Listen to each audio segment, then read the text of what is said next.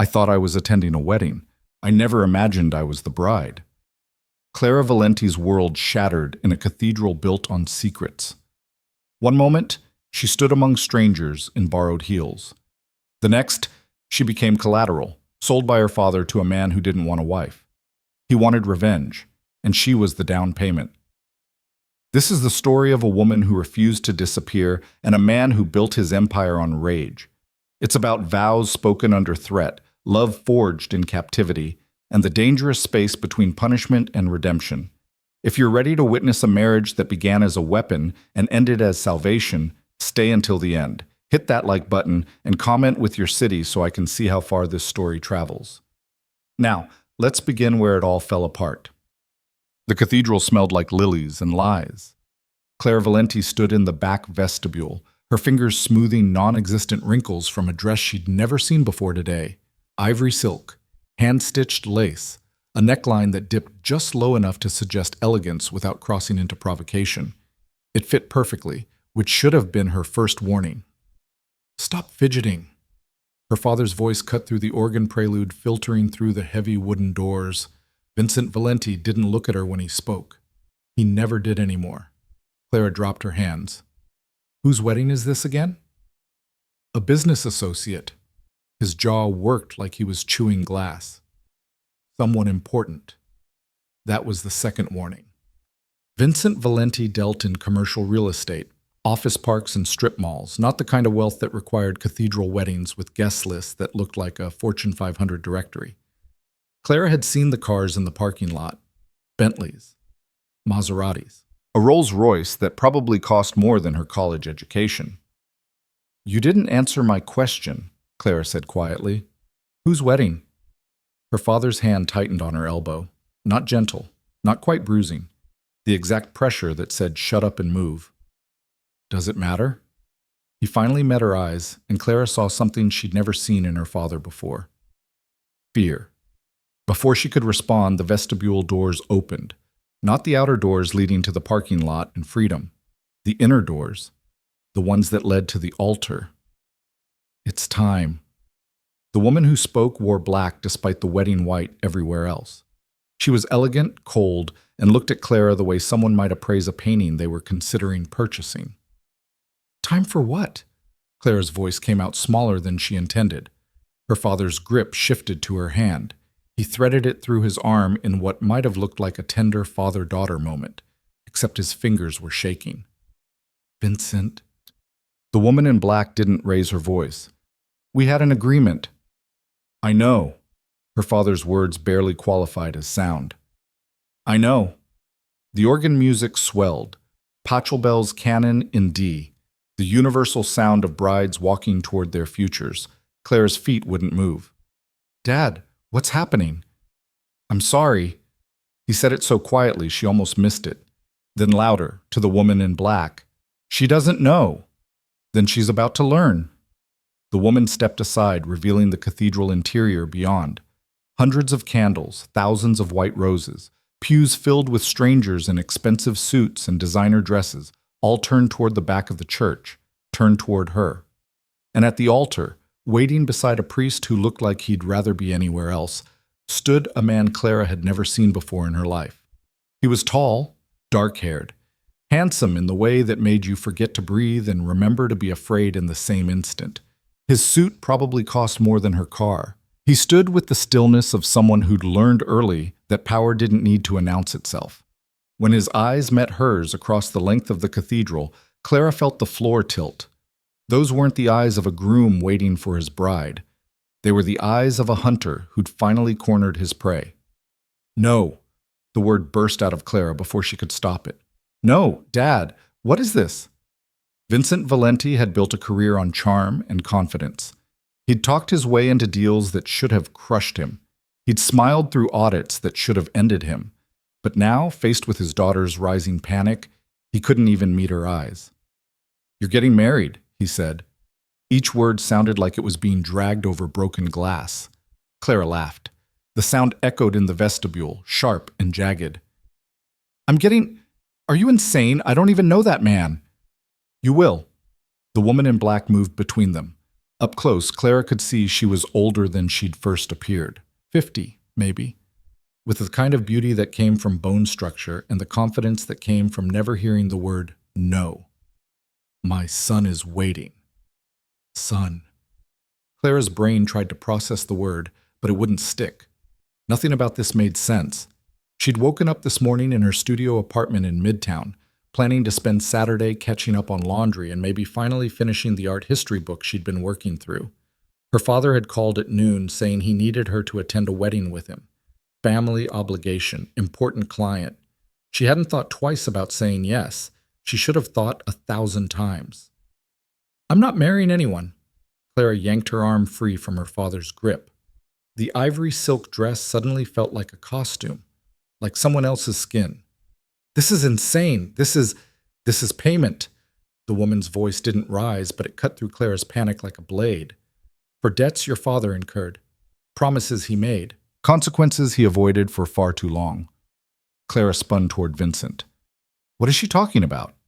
Her father had aged 10 years in 10 seconds. The man who'd always seemed larger than life now looked hollowed out, defeated. I made some bad investments, borrowed from the wrong people. I thought I could fix it, but you couldn't. The woman in black finished his sentence with the efficiency of someone used to cleaning up other people's failures. So we came to an arrangement. Your freedom for hers. Your debt forgiven in exchange for your daughter's hand in marriage to my son. The words landed like physical blows. Clara heard them, understood them individually, but strung together, they made no sense. You sold me? She was looking at her father, but he still wouldn't meet her eyes. You sold me to pay your debts? I protected you. Vincent's voice cracked. You don't understand what these people are capable of, what they would have done to both of us if I hadn't agreed. So instead you gave me to them. Clara's voice was rising, and she didn't care. Let the whole cathedral hear. Let those strangers in their expensive clothes know exactly what kind of transaction they were witnessing. I'm your daughter, not currency. You're both. The woman in black said it without malice, just fact. And right now, you're also running out of time. The ceremony was scheduled to begin 5 minutes ago, and my son doesn't like to be kept waiting. Clara looked at the doors, the ones leading outside, to the parking lot, to her car parked 3 blocks away because the cathedral lot had been full when they arrived. She could run, kick off these heels that fit too perfectly and run. But even as she thought it, she saw the men, 2 of them, flanking the outer doors. Not obvious, not threatening, just present, hands folded, eyes forward, blocking the only exit. This is kidnapping, Clara said. Her voice shook and she hated it. This is illegal. This is business. The woman straightened Clara's veil, a veil Clara didn't remember putting on. When had that happened? And you'll find that in our world, the two are often indistinguishable. The organ music changed, no longer the prelude, the processional, the universal signal that the bride was about to make her entrance. Clara's father took her arm again. This time, she was too numb to pull away. I'm sorry, he whispered. I'm so sorry, Clara, but if you don't do this, they'll kill us both. They might anyway. But Clara heard the truth in his fear, saw it in the tremor of his hands. Whatever debts he'd accumulated, whatever promises he'd broken, the consequences were real enough to turn him into this hollow, desperate thing. The vestibule doors opened wide.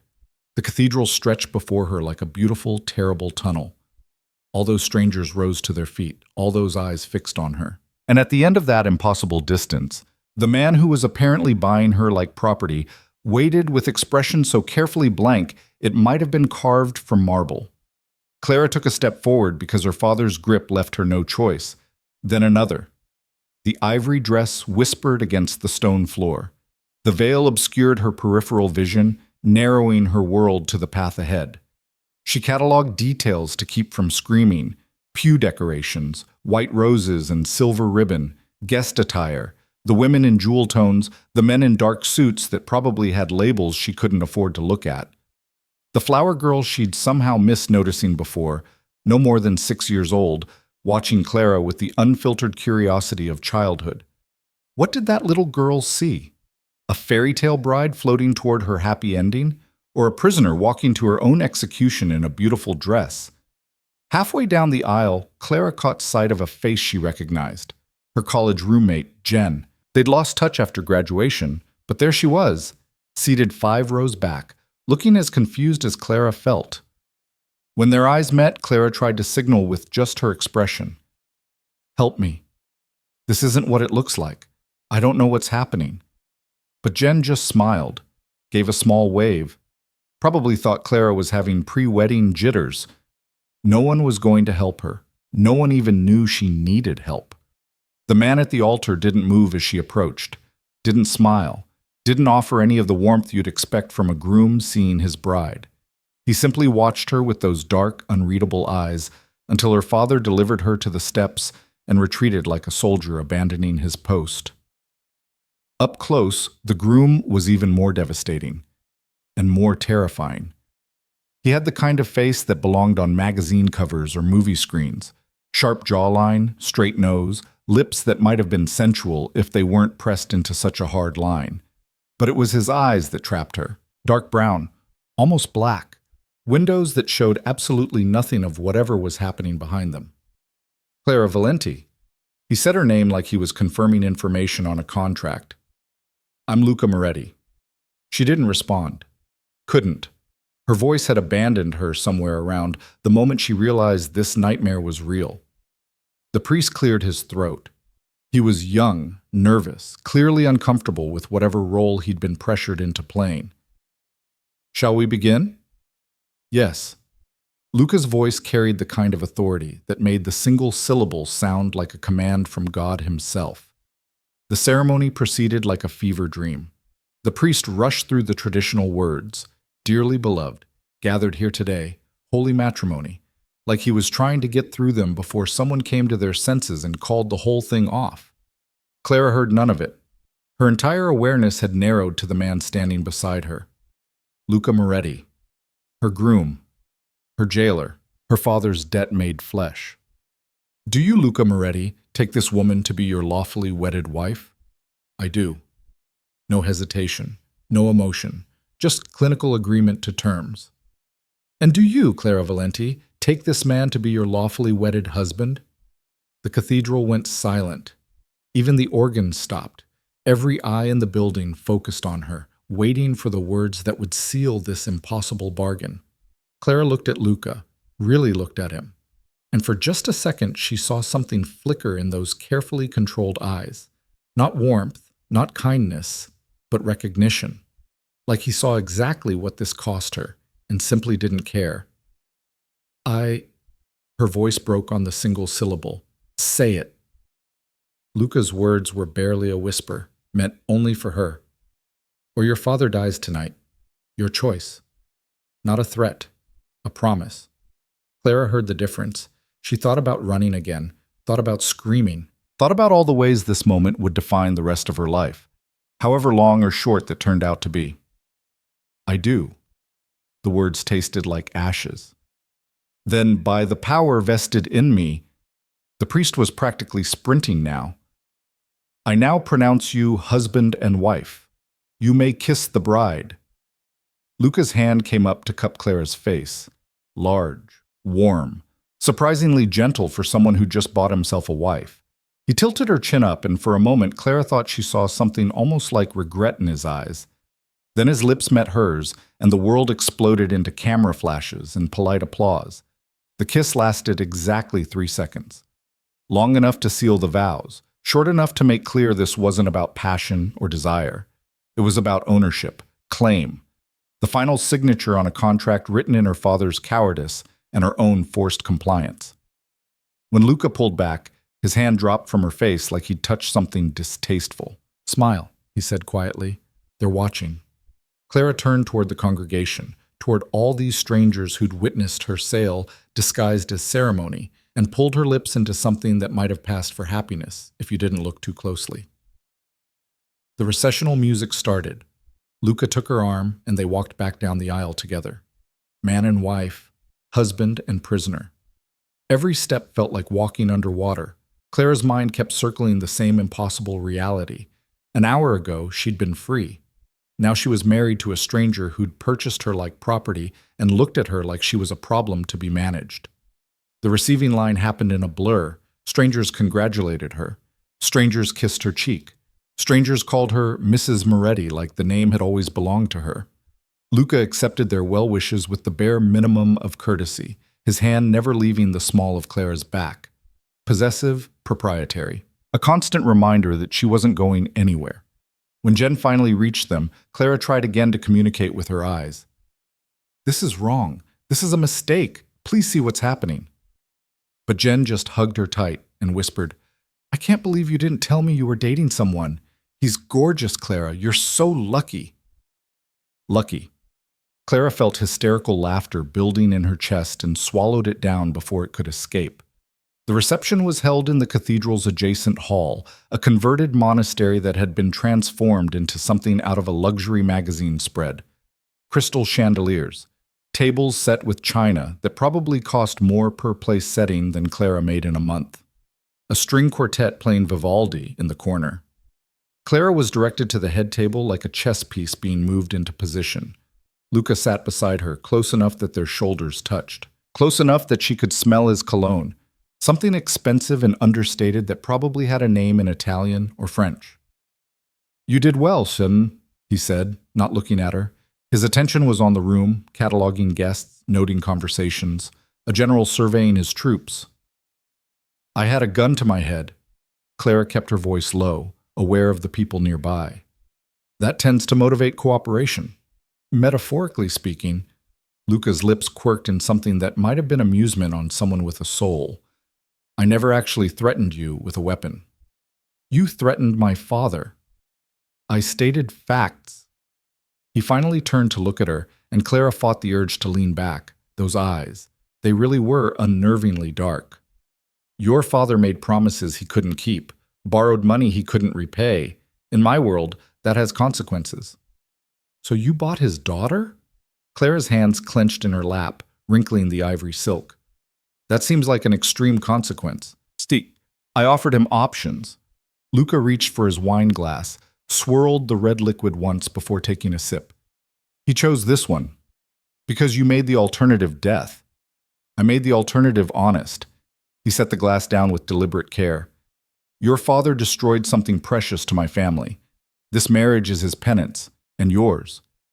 The words hung between them like a blade. Clara tried to process them, to understand what her father could have possibly done that warranted this kind of revenge, but her mind refused to cooperate. Everything felt surreal, like she was watching this happen to someone else. "What did he destroy?" she asked. Luca didn't answer, just looked at her with those empty eyes and said, "Eat. People are watching, and brides are supposed to look happy." The meal appeared, course after course of food Clara couldn't taste. She moved it around her plate, aware of the eyes on them, aware of Luca's mother watching from a nearby table with an expression of cool satisfaction, aware of her father seated as far from the head table as possible, drinking wine like he could drown his guilt one glass at a time. The toast started after the main course. Luca's best man, a brutally handsome man introduced as Marco, stood and raised his glass. His speech was short, polished, and completely devoid of actual sentiment. To Luca, who always gets what he wants, and to his beautiful bride, who will undoubtedly make him very happy. The way Marco emphasized happy suggested he knew exactly what kind of marriage this was, and found it amusing. Clara's hand shook as she raised her glass for the toast. The champagne tasted like bile. "You're crying." Luca's voice was matter-of-fact. "Stop." Clara hadn't even realized the tears were falling. She wiped at her face quickly, smearing mascara she didn't remember applying. When had someone done her makeup? The dress, the veil, the makeup. All of it prepared before she'd even known she was the bride. This had been planned down to the last detail, while she'd been kept blissfully ignorant until it was too late to run. "I want to leave," she whispered. "Soon." Luca stood, offering her his hand. "First, we dance." The string quartet transitioned smoothly into a waltz. The guests cleared the floor, forming a circle around the space where Clara and Luca would perform their first dance as husband and wife. The symbolism would have been romantic if it weren't so grotesque. Luca pulled her into position with the ease of someone who'd done this before, one hand at her waist, the other holding hers, close enough that she could feel the warmth of his body through the layers of expensive fabric between them. "Follow my lead," he said. They moved across the floor in perfect synchronization. Luca was an excellent dancer, smooth, confident, leading her through the steps with absolute control.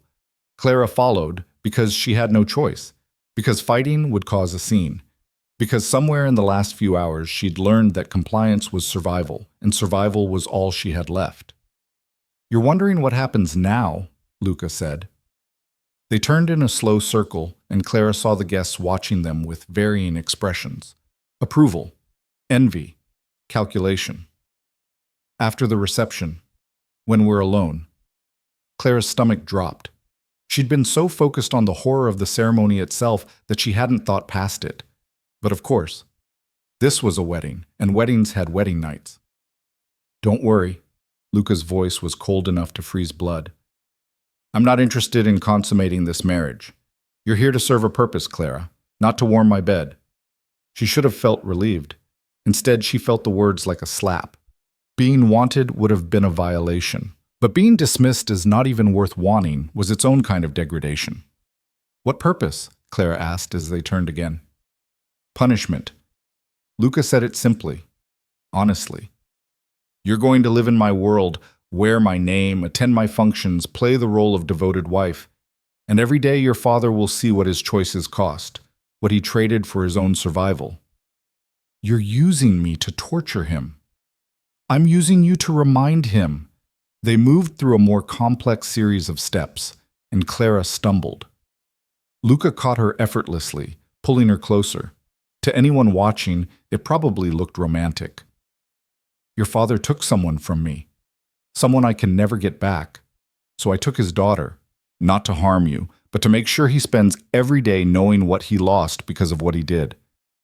Clara's mind raced. Someone Luca had lost, someone her father had taken. The pieces started clicking into place. This wasn't just about money. This was about revenge.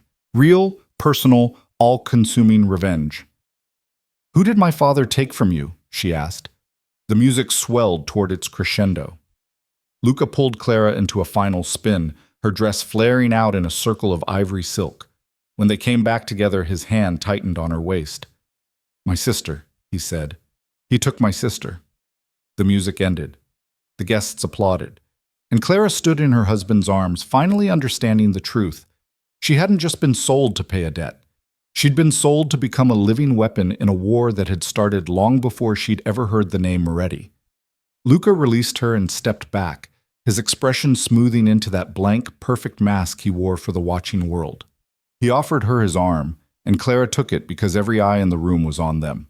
They made their way back to the head table, accepting more congratulations, more well wishes, more lies dressed up as celebration. Clara smiled until her face hurt, nodded until her neck ached, played the role of happy bride because the alternative was admitting in front of all these powerful strangers that she was trapped in a marriage that had nothing to do with love and everything to do with vengeance. The reception finally, mercifully, wound down. Guests began to leave, pressing envelopes into Luca's hands, probably more money, more gifts, more tributes to the man who'd just acquired himself a wife, like she was a new watch or car. Clara's father approached the head table near the end of the night. He looked smaller than she'd ever seen him, older, broken. "Clara, he started, but she held up a hand. "Don't." The word came out flat, empty. "Just don't." Vincent Valenti stood there for a long moment, maybe hoping she'd change her mind. Forgive him. Tell him she understood that he'd had no choice. But Clara had nothing left to give him. Not forgiveness, not understanding, not even anger. Just a vast echoing emptiness where her old life used to be. Her father left without another word. "It's time to go." Luca appeared at her shoulder. The reception hall was nearly empty now, just a few staff members clearing tables and extinguishing candles. "The car is waiting." Clara followed him outside into a night that felt too normal. Stars overhead, a slight breeze carrying the scent of the roses from the ceremony. Somewhere nearby, someone was laughing. The world hadn't ended. It had just fundamentally rearranged itself into a shape Clara no longer recognized. A black SUV waited at the curb. Luca opened the door and gestured for her to enter. Clara hesitated, and for just a second their eyes met. "You could run," Luca said quietly. "Try to disappear, change your name, start over somewhere far from here." Hope flickered in Clara's chest before she could stop it. "But then I'd find you," Luca continued, "and I'd hurt everyone you care about. Your friends, your former roommates, the barista who knows your coffee order, everyone, until you understood that there is no escape from this. From me. From the choice your father made when he destroyed my family." The hope died as quickly as it had sparked. Clara got into the SUV, Luca slid in beside her, and the driver pulled away from the cathedral, away from the last place where Clara Valenti had existed, toward whatever came next for Clara Moretti, the woman who'd been sold, the bride who'd been bought, the weapon in a war she never asked to fight. She watched the city lights blur past the window and wondered if her father had felt like this the moment he'd made his deal with the Morettis. If he'd known, in that instant, that he was trading away something that could never be reclaimed. "Where are we going?" Claire asked. Luca didn't look at her. "Home." But they both knew the word was a lie. Home meant safety, warmth, belonging. What waited for Clara at the end of this drive was a beautiful cage, and the beginning of a marriage that was really a prison sentence for crimes she'd never committed, handed down by a judge who'd decided her suffering was the price for her father's sins. The SUV drove through the night, carrying Clara toward her new life as Mrs. Luca Moretti. And behind them, in the cathedral where it had all begun, the candles finally burned out, leaving nothing but darkness and the fading scent of roses that had celebrated a wedding that was really a funeral for the woman Clara had been, for the future she'd imagined, for the freedom she'd taken for granted right up until the moment it was ripped away. The SUV turned onto a private road. Through the trees, Clara caught glimpses of a house. No, an estate. Sprawling, modern, surrounded by walls and gates that would keep the world out and keep her in. "Welcome home, Mrs. Moretti," Luca said as they pulled through the final gate. Clara said nothing. There was nothing left to say. The estate revealed itself in sections as they drove up the long driveway. First, the manicured grounds lit by strategically placed spotlights. Then the modern architecture of glass and steel that somehow managed to look both welcoming and impenetrable.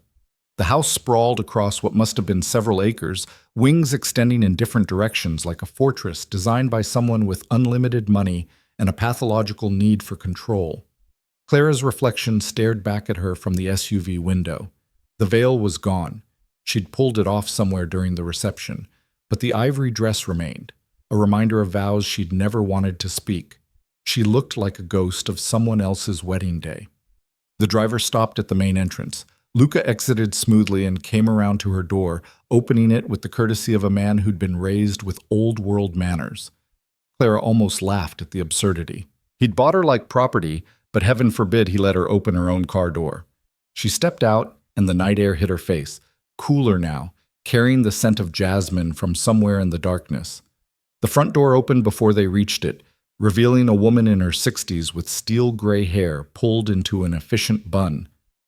"Mr. Moretti," the woman's eyes flicked to Clara with assessment. "Welcome home." "Thank you, Anna." Luca placed a hand on Clara's lower back, guiding her forward. "This is my wife, Clara. Please show her to her room." Her room, not their room. Clara felt something twist in her chest, relief mixed with a humiliation she hadn't expected.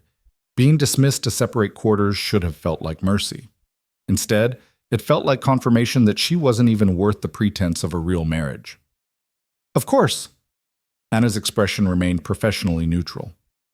"If you'll follow me, Mrs. Moretti." The title sounded foreign. Wrong. Clara wanted to correct her, to say that her name was still Valenti, but the legal documents had already been signed. That ceremony in the cathedral had been theater, but the marriage license was real. She was Clara Moretti now, whether she wanted the name or not. The interior of the house matched the exterior, all clean lines and expensive minimalism. Hardwood floors that probably cost more than most people's annual salaries. Art on the walls that looked like it belonged in museums.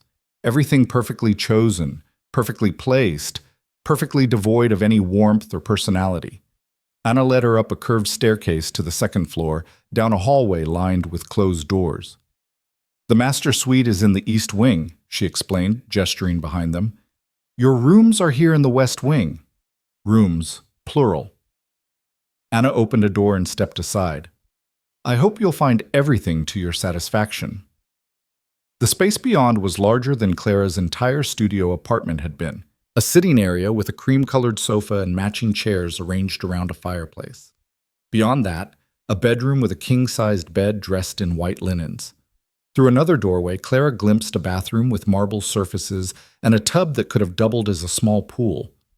It was beautiful, impersonal, and completely terrifying in what it represented. Your belongings will be delivered tomorrow, Anna continued. Mr. Moretti arranged for everything from your apartment to be packed and brought here. You'll find appropriate clothing in the closet for tonight and tomorrow. If you need anything, there's a phone on the nightstand. Dial 0 to reach the main house line. Clara walked into the room, her heels sinking into carpet so plush it felt like walking on clouds. The closet Anna had mentioned was actually a walk-in the size of her old bedroom.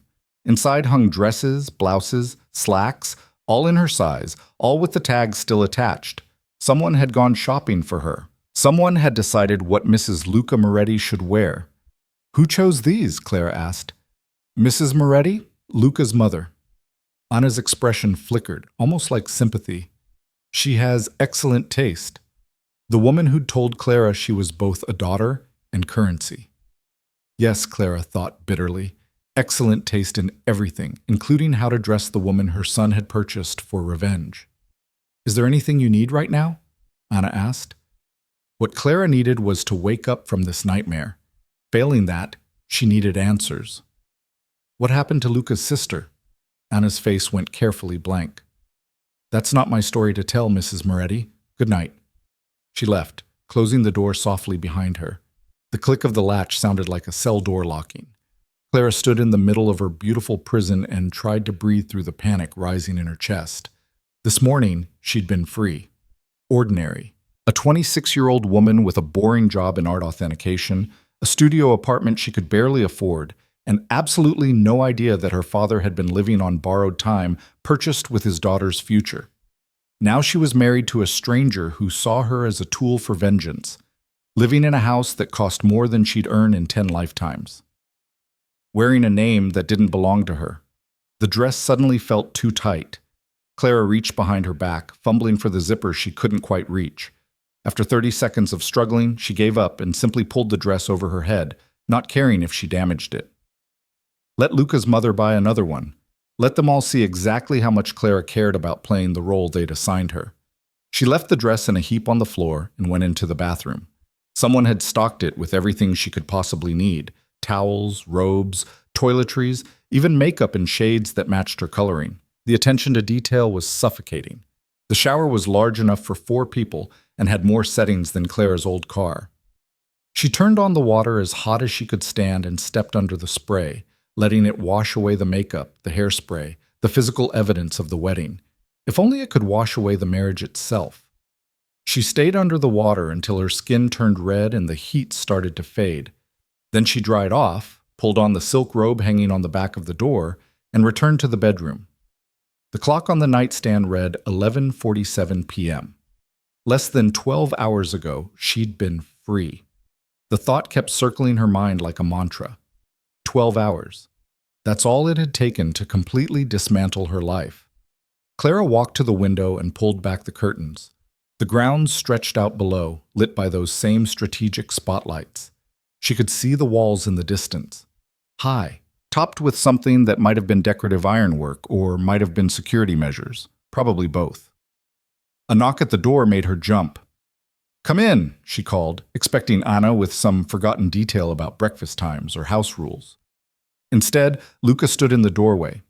He'd changed out of his wedding suit into dark slacks and a white shirt with the sleeves rolled to his elbows.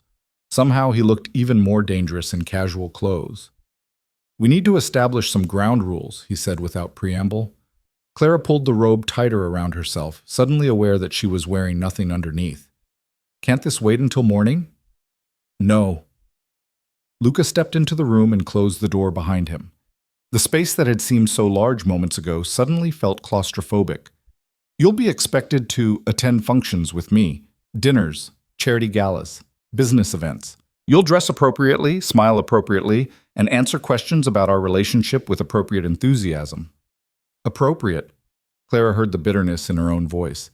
Is there a script you'd like me to memorize? There's a performance I expect you to deliver. Luca's eyes remained cold. Convincing, consistent. You're madly in love with me. We met through mutual friends 6 months ago. The wedding was rushed because neither of us wanted to wait. That's quite a story. It's the story everyone will believe because the alternative, that I bought you from your father to settle a debt, is too ugly for polite society to acknowledge. He moved closer, and Clara fought the urge to step back. You'll learn the details. Our supposed first date, where I proposed, the romantic lies that make this palatable. And what do I get in return for this performance? Clara asked. You get to keep breathing. Luca said it without inflection. Your father gets to keep his business, what's left of it. Your friends continue their lives without suddenly experiencing mysterious accidents or financial difficulties. So I'm a hostage. You're a wife. He gestured to the room around them. An extremely well-kept wife. You have access to everything in this house except my private office and the East Wing. You have credit cards in your new name, a car at your disposal, though the driver will report everywhere you go. The illusion of freedom with the reality of surveillance. Clara's hands clenched into fists. How generous. It is, actually. Luca's voice hardened. You could be locked in this room 24 hours a day, fed through a slot in the door, kept in conditions that make your current situation look like paradise. Don't mistake my restraint for kindness, Clara. It's strategy. A broken, obviously mistreated wife would raise questions. A happy, well-dressed wife confirms that Luca Moretti has everything under control, including me, especially you. He reached into his pocket and pulled out a small velvet box. You forgot this at the reception. He opened the box to reveal a ring, a diamond so large it looked almost obscene, set in platinum that caught the light like captured ice. The engagement ring she'd never received because there had been no engagement. Just a transaction disguised as romance. Put it on, Luca said. Clara's stomach turned. No. Excuse me? The temperature in the room seemed to drop 10 degrees. I said no. Clara met his eyes and held them, even though every instinct screamed at her to look away. You can force me to live here. You can threaten my father and my friends. You can make me attend your functions and smile for your business associates, but you cannot make me put on that ring and pretend it means anything other than what it is. A collar dressed up as jewelry. For a long moment, Luca just stared at her. Clara waited for the explosion, the violence, the punishment for daring to defy him. Instead, he laughed. It was a short, sharp sound with no humor in it. You have some spine after all. I was beginning to wonder. He snapped the box shut and slipped it back into his pocket. Fine, no ring, but the rest of the rules stand. You attend events, you play the role. You convince everyone that this marriage is real and that you're grateful to be Mrs. Moretti. And if I refuse, then people start getting hurt. Luca moved to the door. Starting with your friend Jen, the one who was so happy for you at the wedding. It would be a shame if her accounting firm suddenly discovered irregularities in her work, or if her apartment building developed serious structural issues that made it uninhabitable. These things happen, Clara, especially to people who are unfortunate enough to be connected to women who don't understand when they've been given a gift. The threat was so casual it took Clara a moment to process it. You're a monster. I'm a man who keeps his promises. Luca opened the door. And I promised myself that your father would pay for what he did. That promise doesn't require me to be kind to you, just to keep you alive and presentable. Everything else is negotiable based on your behavior. He paused in the doorway, his profile sharp against the hallway light. Breakfast is at 7. Don't be late. The door closed behind him, and Clara was alone again. She sank onto the edge of the bed, her legs suddenly unable to support her weight. The silk robe felt too thin. The room felt too cold. Everything felt wrong in a way that she couldn't articulate. Her phone. The thought struck her suddenly. She'd left it in her purse at the wedding. Maybe it was here. Maybe she could call someone. The police. A lawyer. Anyone who could help her escape this nightmare. But even as she thought it, she knew it was pointless. Luca's family clearly had money and power that extended far beyond what Clara had imagined. The cathedral wedding, the guest list that looked like a who's who of the city's elite, the casual way Luca threatened to destroy her friend's life without any apparent concern that someone might stop him. These weren't people the police could touch. These weren't problems a lawyer could solve. Clara lay back on the bed and stared at the ceiling. Somewhere in this massive house, Luca was probably doing the same thing. Or maybe he was sleeping peacefully, untroubled by the fact that he'd just imprisoned a stranger in a marriage she never consented to. What had her father done to Luca's sister? The question circled endlessly. What could possibly have warranted this level of revenge? Sleep didn't come. Clara watched the clock count through midnight and into the early morning hours, her mind cycling through everything that had happened, everything Luca had said, trying to find some way out that didn't end with everyone she cared about getting hurt. She must have dozed eventually because the next thing she knew, light was streaming through the windows and Anna was knocking on the door. "Mrs. Moretti, it's 6:30. Mr. Moretti asked me to remind you about breakfast." Clara dragged herself upright, her body aching like she'd been in a fight. In a way, she supposed she had been, and lost. The closet offered up clothes chosen by Luca's mother, a silk blouse in deep green, black slacks, and heels that were somehow exactly her size. Clara dressed mechanically, her hands going through the motions while her mind stayed carefully blank. If she thought too hard about any of this, she'd break. And breaking wasn't an option. She found her way downstairs by following the smell of coffee. The kitchen was enormous, all stainless steel and marble countertops. Luca sat at an island reading something on his tablet, dressed in a charcoal suit that probably cost more than Clara's car. He looked up when she entered. His eyes tracked over her outfit with the detached assessment of a buyer examining merchandise. "Good," was all he said. Anna appeared with coffee and placed it in front of Clara without being asked. The domestic normalcy of it was surreal. "You have an appointment this afternoon," Luca said, setting down his tablet, "with a stylist. She'll help you understand what's expected in terms of appearance." "I know how to dress myself." "You know how to dress Clara Valenti, the art authentication specialist who lives in a studio apartment in Midtown." Luca's voice remained even. "You need to learn how to dress Clara Moretti, wife of a man whose net worth is measured in 9 figures. The numbers made Clara's head spin. 9 figures. Hundreds of millions, maybe billions. And he'd use some fraction of that wealth to purchase her like she was a car or a piece of real estate. "What exactly is it that you do?" she asked, "to have that kind of money?" "I run my family's businesses." Luca returned his attention to his tablet. "Import-export, real estate development, venture capital, various other interests." Various other interests. Clara heard what he wasn't saying. Legal businesses used as cover for illegal ones. Money laundering, organized crime dressed up in expensive suits and corporate shells. "You're in the Mafia," she said flatly. Luca's lips curved in something that wasn't quite a smile. "That's a word people use when they want to simplify something complex. My family has connections, influence. We operate in gray areas that make conventional businessmen uncomfortable, but Mafia suggests a level of crude violence that doesn't match our operations. You bought a human being to settle a vendetta. That seems pretty crude to me." "That was personal, not business." He stood, smoothing his tie. "And it was necessary. You'll understand why eventually." "Your sister," Clara said. "What happened to her?"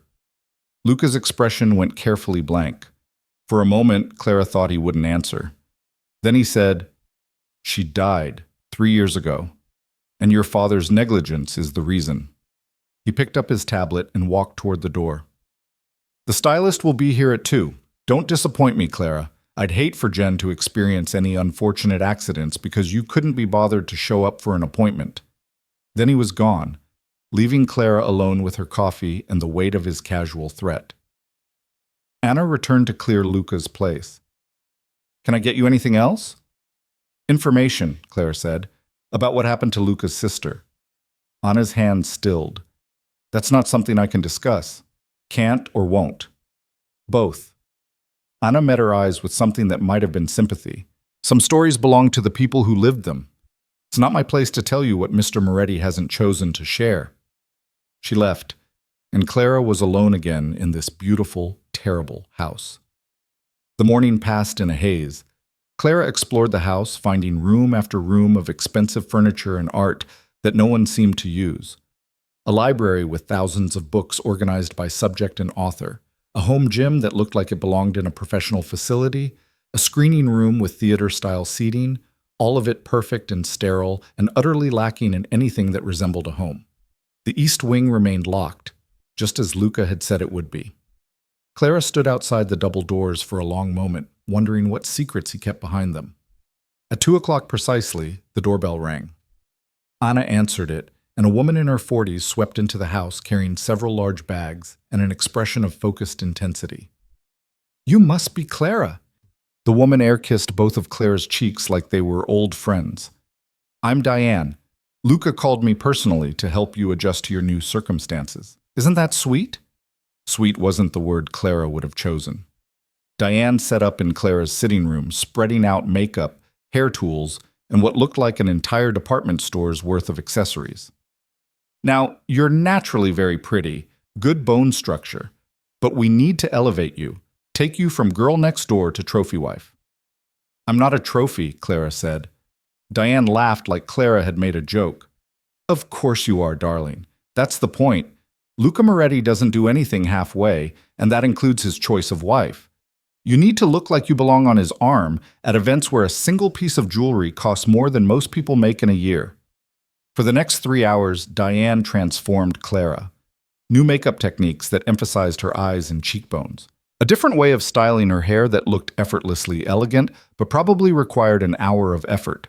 Lessons on posture, on how to walk in heels that were more like architectural achievements than shoes, on the specific way to smile that suggested warmth without actually committing to any genuine emotion. "You're a quick study," Diane said approvingly. "Some women never get this. They always look like they're wearing someone else's skin. But you adapt." "Because I've had practice," Clara thought. Years of watching her father pretend to be more successful than he was. Months of authenticating art for clients who needed someone to confirm their expensive purchases weren't forgeries, while never quite saying it that directly. She'd learned early how to perform whatever role the situation required. She just never thought she'd have to perform being in love with a man who saw her as a weapon. "There's an event next week," Diane said as she packed up her supplies. "A charity gala benefiting children's hospitals. Luca's family is one of the major sponsors. You'll attend with him, and everyone will be watching to see how you handle yourself." "What happens if I don't handle myself well?" Diane's smile didn't waver. "Then Luca will be disappointed. And trust me, darling, disappointing that man is not something you want to do. I've been dressing women in his circle for 15 years. The ones who understand their role and play it well, they thrive. The ones who fight against it?" She shook her head. "They don't last long." After Diane left, Clara stood in front of the full-length mirror in her closet. The woman looking back at her was polished, elegant, and completely unrecognizable. This was Clara Moretti, the trophy wife, the living reminder of Vincent Valenti's failures. She wanted to smash the mirror. Instead, she carefully removed all the makeup Diane had applied and scrubbed her face clean. Luca returned home just before 7. Clara heard his voice in the foyer speaking to Anna about something, then footsteps approaching her wing. He knocked this time, a small courtesy that somehow made everything worse. "Come in," Clara called. Luca entered, still in his suit from this morning. His eyes went to her bare face, her casual clothes, jeans and a t-shirt from the selection his mother had provided, and something flickered across his expression too quickly for Clara to read. "Diane said the appointment went well," he said. "Diane taught me how to be your perfect accessory." Clara kept her voice level. "Congratulations. Your investment is already showing returns." "Is that what you think you are? An investment?" "Aren't I?" Clara stood from where she'd been sitting on the couch. "You spent whatever my father owed you plus the cost of this whole arrangement. The wedding, the house, the clothes, the stylist. All of it calculated to produce a specific return. My father's suffering and your satisfaction." Luca studied her for a long moment. You're smarter than I gave you credit for. And you're exactly as cruel as I thought you were. Good. He moved closer, and Clara held her ground even though everything in her screamed to retreat. Don't mistake me for something I'm not. Don't romanticize the situation or convince yourself that underneath I'm a good man trapped by circumstance. I'm not. I chose this, planned it, executed it, and I'll sleep perfectly well tonight knowing you're locked in this house because of choices I made. Then why are you here? Clara asked. If you're so comfortable with what you've done, why do you keep coming to my room to justify yourself? The question seemed to catch him off guard. For just a second, that careful control slipped, and Clara saw something underneath. Not regret, not quite, but maybe uncertainty, like he hadn't expected her to push back. Dinner's in 30 minutes, he said instead of answering. Join me. Is that a request or a command? Does it matter? Luca turned toward the door. Either way, I expect you in the dining room at 7:30. He left, and Clara stood alone in her beautiful prison, wondering how long she could keep challenging him before he stopped finding it interesting and started finding it intolerable. She changed into one of the dresses from the closet, simple, elegant, the kind of thing that would pass for appropriate dinner wear in a house like this. Then she made her way to the dining room. Luca was already seated at the head of a table large enough for 12. Place settings had been arranged at opposite ends, maximizing the distance between them while still technically sharing a meal. Clara took her seat and waited while Anna served the first course, some kind of soup that probably had a French name and cost more to make than seemed reasonable. They ate in silence for several minutes. Then Luca said, "Tell me about yourself." Clara's spoon paused halfway to her mouth. "Excuse me? You know about me, my business, my family, my reasons for marrying you. I know nothing about you except that you're Vincent Valenti's daughter and you worked in art authentication." He set down his spoon. "Tell me something true about Clara Valenti." "Why do you care?" "I don't." Luca's honesty was almost refreshing. "But we'll be attending events together. People will ask questions. I should know basic facts about my own wife." "Right. The performance." Clara took a sip of wine that probably cost more per bottle than her monthly rent used to be. "What do you want to know?" "Anything. Everything. Start talking." So Clara talked. She told him about growing up in a house where appearances mattered more than truth, about her mother leaving when she was 12 and never looking back, about putting herself through college because her father's money was always tied up in the next big deal that would save everything, about finding work authenticating art because it combined the art history she loved with the detective work that gave her purpose. Luca listened without interruption. His face revealed nothing, but his eyes tracked every word like he was filing away information for later use. When she finished, he said, "Your mother left because she figured out what your father was, what he'd become." It wasn't a question, but Clara answered anyway. "Maybe. Or maybe she just got tired of pretending everything was fine when it clearly wasn't. And yet you stayed. I was 12. I didn't have a choice." "You had a choice later," Luca pointed out. "You could have cut contact, built a life completely separate from him. Instead, you remained close enough that when he called about a wedding, you came without question." The observation cut deeper than Clara wanted to admit. "He's still my father. He sold you to save himself." Luca's voice remained even. "That's not love. It's survival instinct dressed up as parental responsibility. And buying someone to use as a tool for revenge, what's that dressed up as?" "Justice." Luca stood, done with his meal even though they'd barely started. "Finish your dinner, Clara. Tomorrow we'll begin preparing for the gala. You'll need to learn names, faces, relationships. The social landscape you're about to navigate is more dangerous than you realize." He left her alone in the dining room with a table full of expensive food she couldn't taste and the echo of his final word. Justice. Clara had spent her career distinguishing real from fake, authentic from forgery. She'd developed an eye for the tiny tells that revealed when something was pretending to be what it wasn't. And everything about Luca Moretti's justice felt like the most elaborate forgery she'd ever encountered. Beautiful on the surface, carefully constructed. But underneath, where the truth lived, It was just revenge dressed up in prettier language. She finished her wine and went back to her room, already planning for tomorrow. If Luca wanted her to play a role, she'd play it. But she'd also watch, learn, find the cracks in his control. Because everyone made mistakes, even men who thought they were untouchable.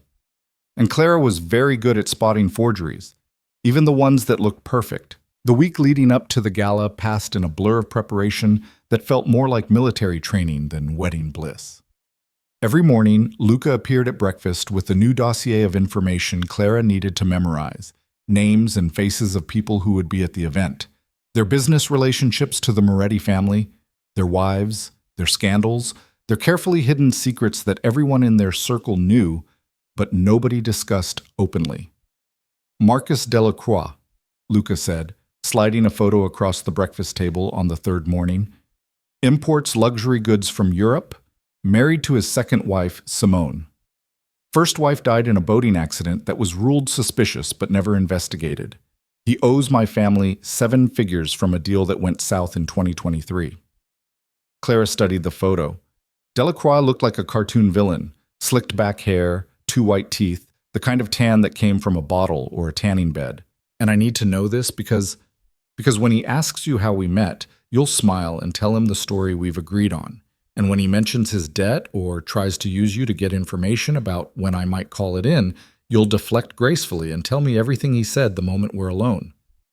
You want me to spy for you. I want you to be useful. Luca's eyes remained on his tablet, scrolling through what looked like financial reports. Otherwise, you're just expensive decoration. Clara bit back the response that rose to her lips. She'd learned over the past few days that arguing with Luca was pointless. He had an answer for everything, delivered with the kind of calm certainty that made you feel stupid for questioning him in the first place. Instead, she memorized Delacroix's face and moved on to the next photo, and the next, and the next. By the time breakfast ended, her head felt stuffed with names and scandals and the intricate web of connections that linked everyone in Luca's world. The afternoons were devoted to other lessons. How to navigate a room full of predators disguised as philanthropists. How to accept compliments that were really insults. How to deliver insults that sounded like compliments. The social warfare of the extremely wealthy, fought with smiles and champagne and perfectly timed observations that could destroy reputations without anyone raising their voice. Diane returned twice more, each time with refinements to Clara's appearance. A slightly different shade of lipstick. A new way to style her hair that looked effortless but required 45 minutes and enough hairspray to shellac a building. Jewelry lessons. When to wear diamonds versus pearls. How much sparkle was confident versus desperate. The subtle messages sent by a woman's choice of earrings. You're representing Luca now, Diane reminded her during the second visit. Every choice you make reflects on him. Every outfit, every accessory, every word you speak in public. You're not just Clara anymore. You're a Moretti. Act accordingly. The words settled over Clara like a weight. She wasn't just Clara anymore. The woman she'd been, the art authenticator with a tiny apartment and a normal life, had been erased as thoroughly as if she'd never existed. In her place stood this polished stranger who knew how to navigate social minefields and could identify the difference between Cartier and Tiffany at 20 paces. The nights were the hardest. Luca rarely joined her for dinner after that first evening, usually sending word through Anna that he was working late or had business to attend to. Clara ate alone in his formal dining room, or, when she couldn't stand the echo of her own thoughts in that cavernous space, in her bedroom, while staring at the walls that were starting to feel more like a cage than a sanctuary. She tried calling her father twice. Both times the calls went to voicemail. She didn't leave messages. What would she even say? That she was fine? That would be a lie. That she hated him? He already knew that. That she forgave him? She couldn't manage that level of dishonesty, even to make them both feel better. On the 5th night, Clara was lying in bed reading one of the books from Luca's library, a first edition of The Great Gatsby that was probably worth more than her car, when she heard voices in the hallway. Male voices. Angry. She set down the book and moved to the door, pressing her ear against the wood. Can't keep doing this. The voice was unfamiliar. Young, strained with an emotion Clara couldn't quite identify. It's been 3 years, Luca. 3 years. At some point, you have to let it go. I'll let it go when justice has been served. Luca's voice was cold enough to freeze water. And justice requires him to understand exactly what he took from us. He understands. You made sure of that when you destroyed his business, when you blacklisted him from every legitimate venture in the city, when you took his daughter and turned her into whatever this is. Clara's breath caught. They were talking about her. His daughter is fine, Luca said. She's living in luxury, wearing clothes worth thousands, eating food most people will never taste. I've been remarkably kind, all things considered. Kind? The other voice rose, then dropped again, like someone had remembered to keep quiet. You bought a human being, Luca. You forced her into a marriage she didn't want. That's not kind. That's sociopathic. Don't lecture me about morality, Marco. Not when you've done worse for less compelling reasons. Marco. Clara remembered the name. Luca's best man. The one who'd given that toast about Luca always getting what he wanted. That was business, Marco said. This is personal. And personal makes you sloppy, makes you vulnerable. What happens when she figures out the truth? What truth? Luca's voice had gone dangerously quiet. That you're not the villain you're pretending to be. That this whole thing, the cold husband, the forced marriage, the elaborate revenge, it's all theater designed to hurt her father, but underneath, you actually feel guilty about what you're doing to her. Silence. Clara pressed closer to the door, her heart hammering. Get out, Luca finally said. Luca, get out. Footsteps retreated down the hallway. A door slammed somewhere in the east wing. Then silence settled over the house like snow, muffling everything. Clara moved away from the door and sat on the edge of her bed, Marco's words echoing in her head. Luca felt guilty? That didn't match anything she'd seen from him. The man who'd bought her like property and threatened her friends didn't have room for guilt. He'd made that perfectly clear. Unless he was lying. Unless the whole cold, calculating persona was exactly what Marco had said, theater designed to maintain distance while he used her to punish her father.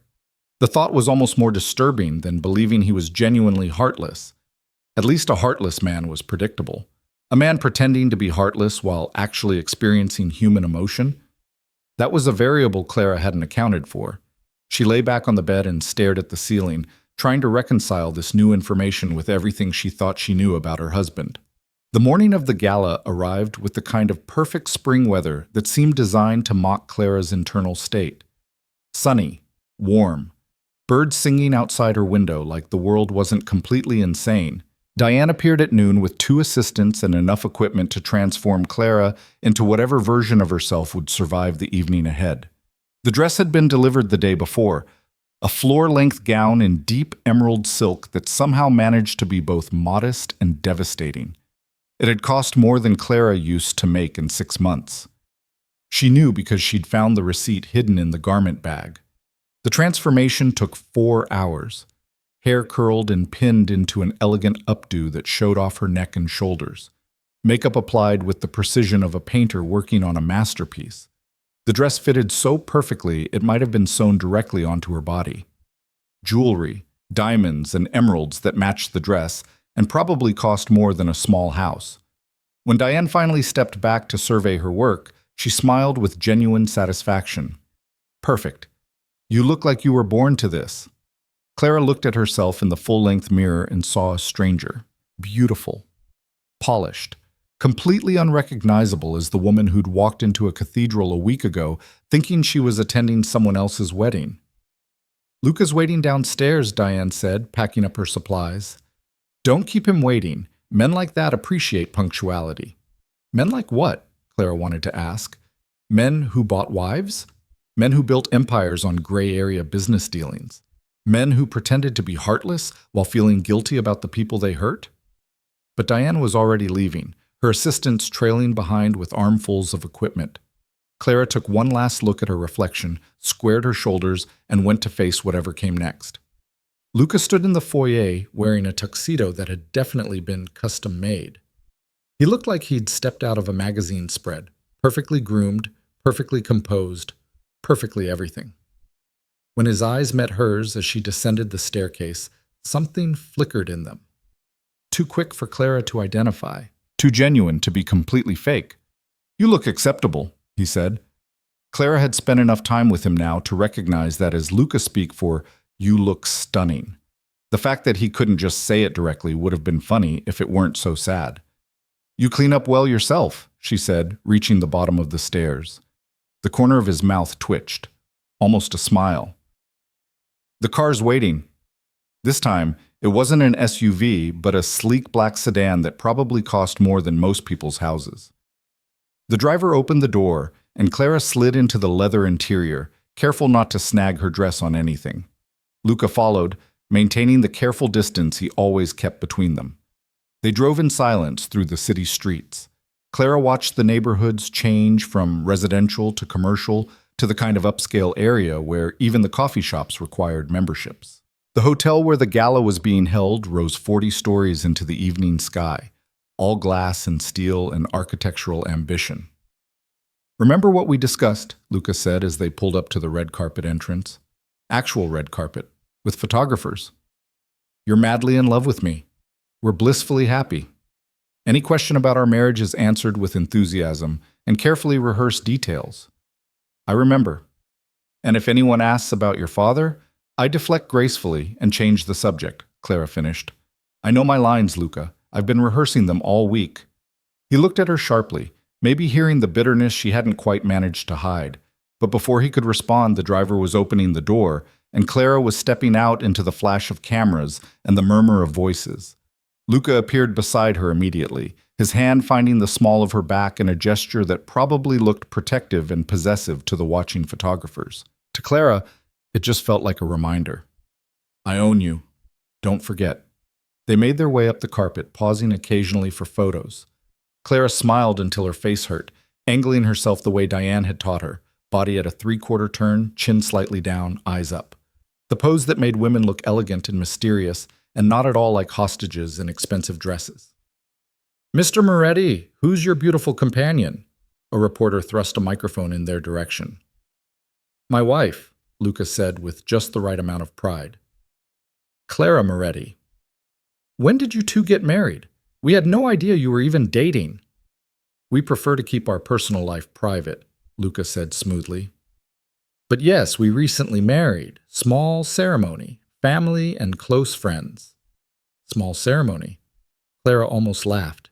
If you defined small as several hundred people in a cathedral that looked like it could host a papal coronation. "How did you meet?" the reporter pressed.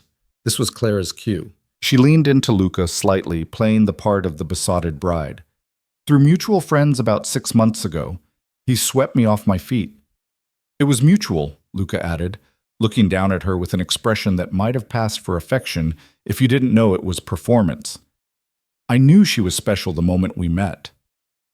The lies flowed so easily, Clara almost believed them herself. They posed for a few more photos, answered a few more questions, then moved inside before the reporters could dig any deeper. The ballroom was exactly what Clara had expected. Crystal chandeliers, marble floors, tables draped in white linen and set with china that probably cost more per plate than she used to spend on groceries in a month. The crowd was a sea of tuxedos and designer gowns, all expensive smiles and careful air kisses. "Stay close," Luca murmured as they entered. "And remember, you're representing me now. Everything you do reflects on my family." As if Clara could forget. They made their way through the crowd, Luca stopping every few feet to greet someone or accept congratulations on his recent marriage. Clara smiled and nodded and delivered her lines with the precision of an actor who'd rehearsed the role until it was muscle memory. "Luca, there you are." A woman in her 50s approached, dripping in diamonds and Botox. "And this must be your bride. My dear, you're even more lovely than the photos suggested." "Thank you," Clara said, recognizing the woman from one of Luca's dossiers. Patricia Ashford, real estate mogul, divorced 3 times, ruthless in business and even more ruthless in her personal life. "How did Luca manage to catch someone as young and beautiful as you?" Patricia's smile didn't quite reach her eyes. "I thought he was married to his work." The comment was designed to put Clara in her place, to suggest she was some kind of trophy acquisition, which, Clara supposed bitterly, she was. "I could ask you the same thing about your current husband," Clara said sweetly. "He must be what, 30 years younger than you?" However did you manage that? Patricia's smile froze. Luca's hand tightened almost imperceptibly on Clara's back. Whether in warning or approval, she couldn't tell. She's delightful, Patricia said to Luca, her tone suggesting she meant exactly the opposite. Where have you been hiding her? I haven't been hiding her, Luca said, just keeping her to myself until I was ready to share. They extricated themselves from Patricia and moved deeper into the crowd. Once they were out of earshot, Luca leaned down to whisper, "That was reckless." "That was self-defense," Clara corrected. "She was testing me. If I'd let her get away with that comment, every other woman in this room would have seen me as weak. And now they see you as a threat. Good. Let them." Luca's expression shifted into something Clara couldn't quite read. "You're learning faster than I expected. I'm a quick study when my survival depends on it." They continued their circuit of the room, and Clara deployed the lessons she'd learned. Smile at the right people. Deflect the wrong questions. Make the kind of small talk that conveyed sophistication without revealing anything real. It was exhausting and exhilarating in equal measure. Marcus Delacroix appeared about an hour into the event, exactly as oily and unpleasant as his photo had suggested. He cornered them near the bar, drink in hand, smile wide and predatory. "Luca, congratulations on the marriage." His eyes slid over Clara in a way that made her skin crawl. "You've done well for yourself." "Thank you, Marcus."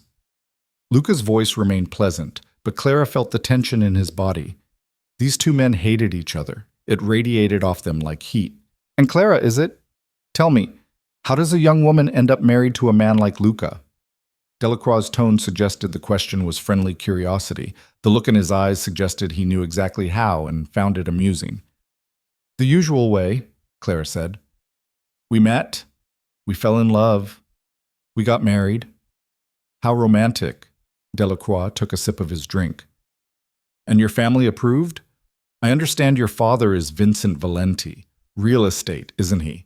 Must be quite the step up for him, having his daughter marry into the Moretti family." There it was, the real question hidden beneath the polite words. "Does your father-in-law owe you money, and can I use that information somehow?" "My father is thrilled for us," Clara said smoothly, as any parent would be when their child finds happiness. "I'm sure he is." Delacroix's smile widened.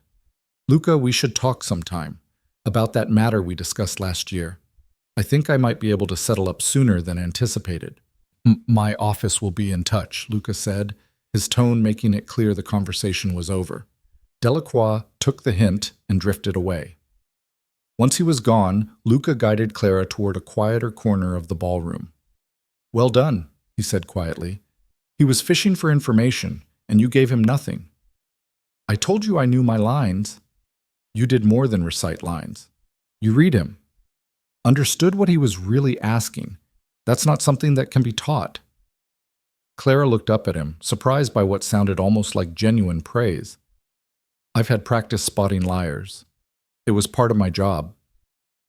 "Authenticating art requires reading people as much as reading paintings," Luca said. It wasn't a question. "Every forgery starts with someone trying to convince you it's real. You learn to look for the tells, the inconsistencies, the places where the story doesn't quite add up." Something shifted in Luca's expression. "And what tells have you spotted in me?" The question caught Clara off guard. She studied him, really studied him, taking in the carefully controlled expression, the rigid posture, the way he held himself apart from everyone even when standing in a crowd. "You're lonely," she said finally, "surrounded by hundreds of people who want something from you, and you're completely alone." For just a second, Luca's mask slipped. Clara saw raw surprise in his eyes, followed by something that looked almost like pain. Then the walls came back up, and he was once again the untouchable man who'd bought himself a wife for revenge. "You don't know anything about me," he said. "I know you're pretending to be colder than you actually are," Clara said, remembering Marco's words from the hallway. "I know that whatever my father did to your sister haunts you, and I know that using me to punish him makes you feel guilty, even if you'd never admit it." Luca's jaw tightened. "Where is this coming from?" "I pay attention. It's what I do." Before Luca could respond, a commotion near the entrance drew their attention. A man had arrived, late, disheveled, and clearly drunk. He was being escorted out by security, but not before he shouted something that made half the ballroom turn to look. "Luca Moretti, you think you can destroy people's lives and get away with it? You think marrying that girl erases what you did?" Security hustled him out, but the damage was done. Hundreds of eyes turned toward Luca and Clara, watching to see how they'd respond. Luca's expression remained completely neutral. "Ignore it," he said quietly. "Smile. Act like it didn't happen." But Clara had recognized the man. Older now, broken by whatever Luca had done to him, but still recognizable from photos she'd seen in her father's office years ago. That was Thomas Chen, her father's former business partner, the man who'd been with him on the deal that had somehow resulted in the death of Luca's sister. The pieces started clicking into place. Her father hadn't acted alone. Whatever negligence had killed Luca's sister, Chen had been part of it. And Luca had already destroyed him. Probably systematically, ruthlessly, the same way he was destroying her father now. "That man," Clara said quietly. "He was involved too, wasn't he? In whatever happened to your sister." Luca's hand tightened on her back. "This isn't the place for this conversation." "When is the place? You've told me nothing, given me no context for why my entire life was upended. I deserve to know what my father did that was so terrible it warranted this." "You deserve nothing," Luca said, his voice hard. "You're here because your father made choices that had consequences. That's all you need to know." They were attracting attention. People nearby were starting to stare, drawn by the tension radiating between them, despite the careful neutrality of their expressions. Clara forced herself to relax, to smile, to lean into Luca like they were having a private moment instead of a terse argument. "Then tell me this," she said quietly. "If you hate me so much, if I'm just a weapon to hurt my father, why do you look at me sometimes like you wish things were different?" Luca went very still. "You're imagining things." "Am I? Because Marco doesn't seem to think so." "You've been eavesdropping. I've been surviving in a house where I'm kept like a prisoner. Forgive me for using whatever tools I have available to understand my situation." The music shifted to something slower. Couples moved onto the dance floor. Luca pulled Clara with him, guiding her into the traditional waltz position without asking. "If you repeat anything you overheard to anyone," he said as they began to move, "there will be consequences." "You mean more consequences than being forced into marriage and used as a pawn?" "I'm trembling." "You should be." But Luca's voice lacked its usual cold certainty. He sounded almost tired. "This world we're in, my world, it doesn't forgive weakness. It doesn't reward honesty. You show vulnerability, and someone uses it to destroy you." "Is that what happened to your sister? Someone used her to destroy you?" Luca's grip on her tightened almost to the point of pain. "My sister was innocent. She didn't deserve what happened to her, and the men responsible will pay for the rest of their lives. So you're making me pay for my father's sins. How is that justice?" "It's the only justice available to me." Luca's eyes met hers, and for the first time Clara saw real emotion in them. Grief, rage, and underneath it all, a weariness that suggested he was as trapped by this vendetta as she was. "You want to know what happened? Fine. 3 years ago, your father and Thomas Chen were developing a property, residential building, 40 units. They cut corners on the electrical work to save money, hired contractors who weren't qualified, ignored safety inspections. My sister lived in that building." Clara's stomach dropped. She knew where this was going. "There was a fire," Luca continued, his voice carefully controlled.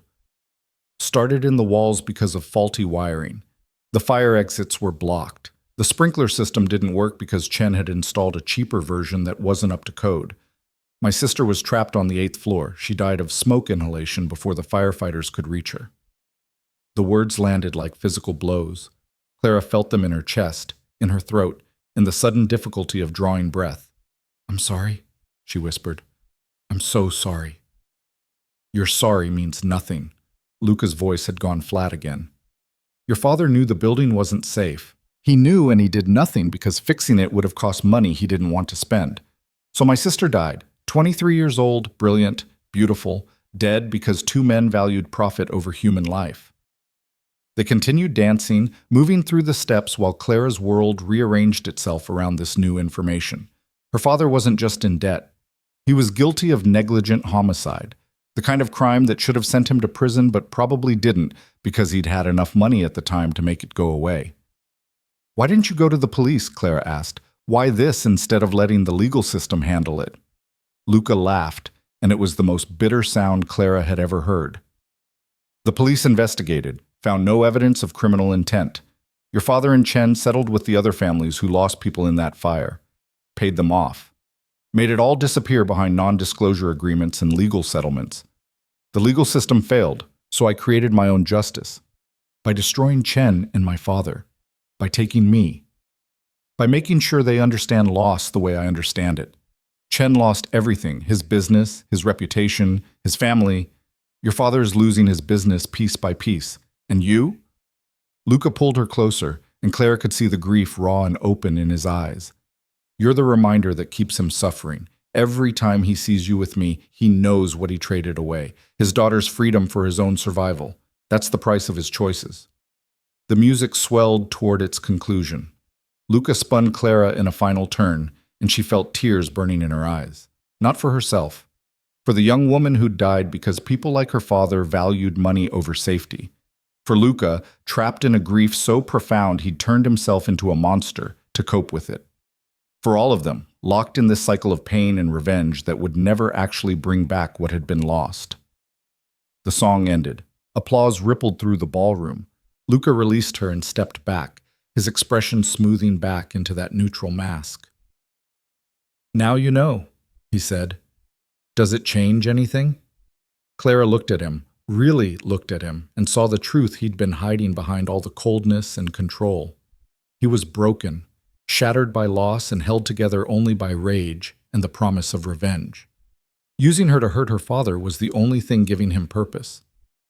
"It changes everything," she said quietly.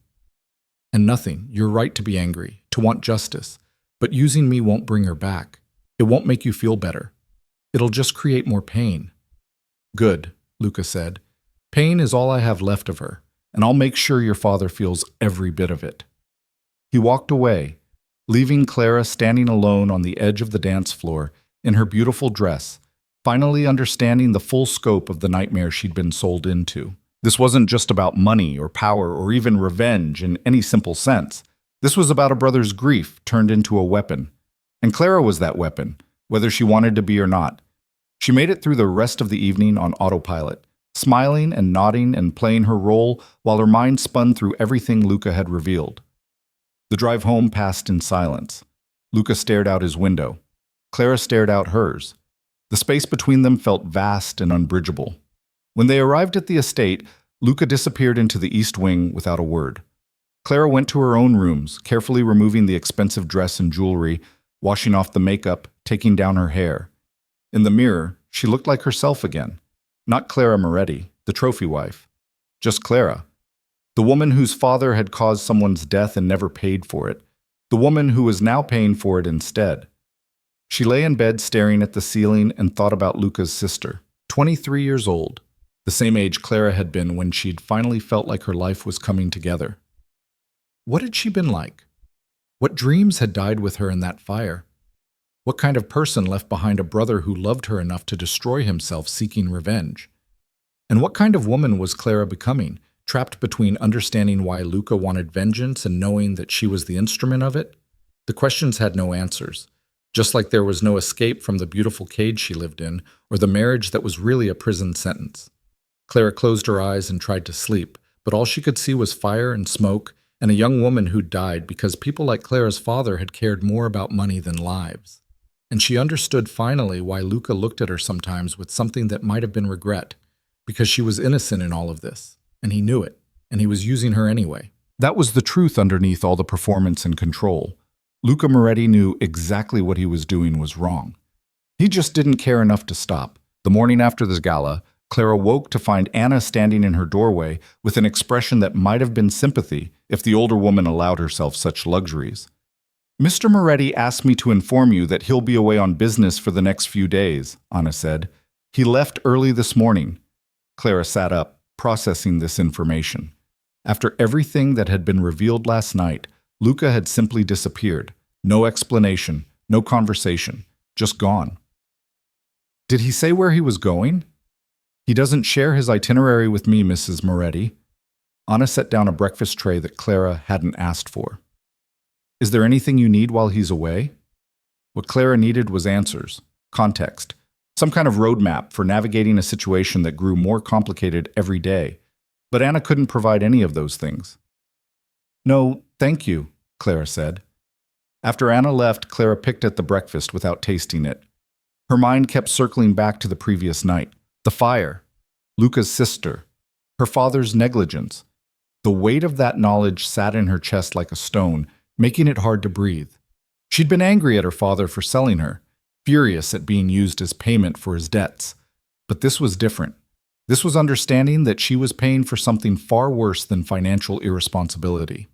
Her father had killed someone through his greed and carelessness. And Clara was the price he was being charged. The irony wasn't lost on her. She'd spent her career authenticating art, determining what was real and what was fake.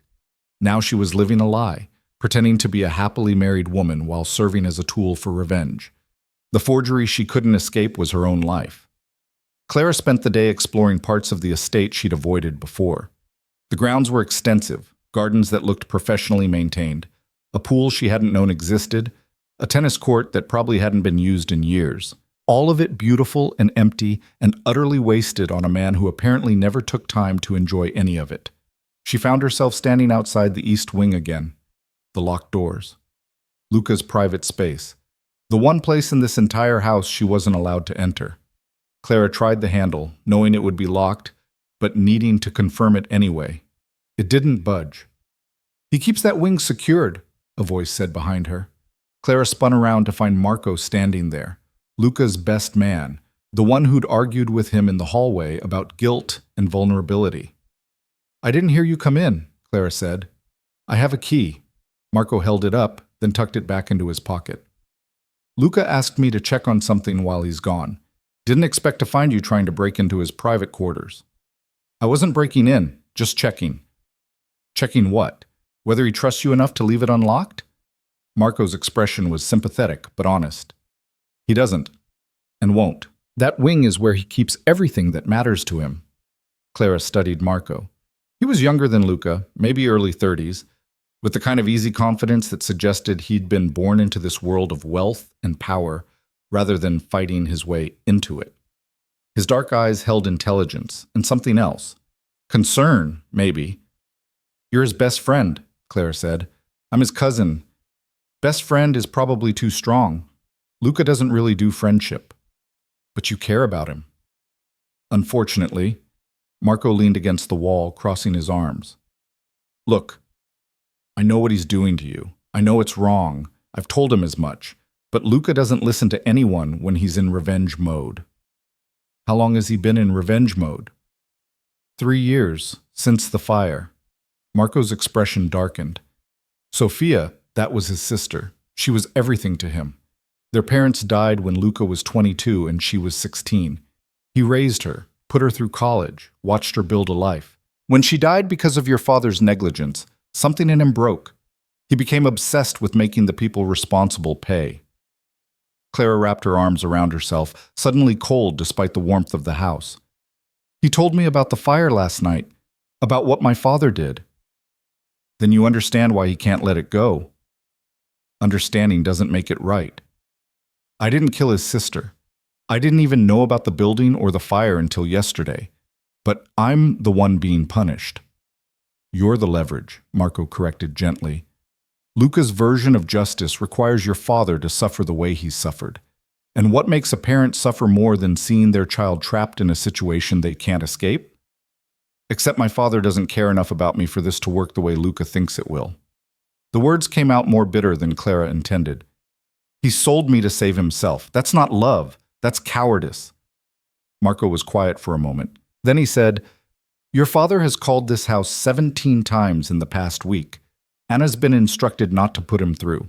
He shows up at Luca's office building every day and is turned away by security. Whatever else he is, he's not indifferent to what's happening to you. The information hit Clara like a physical blow. Her father was trying to reach her?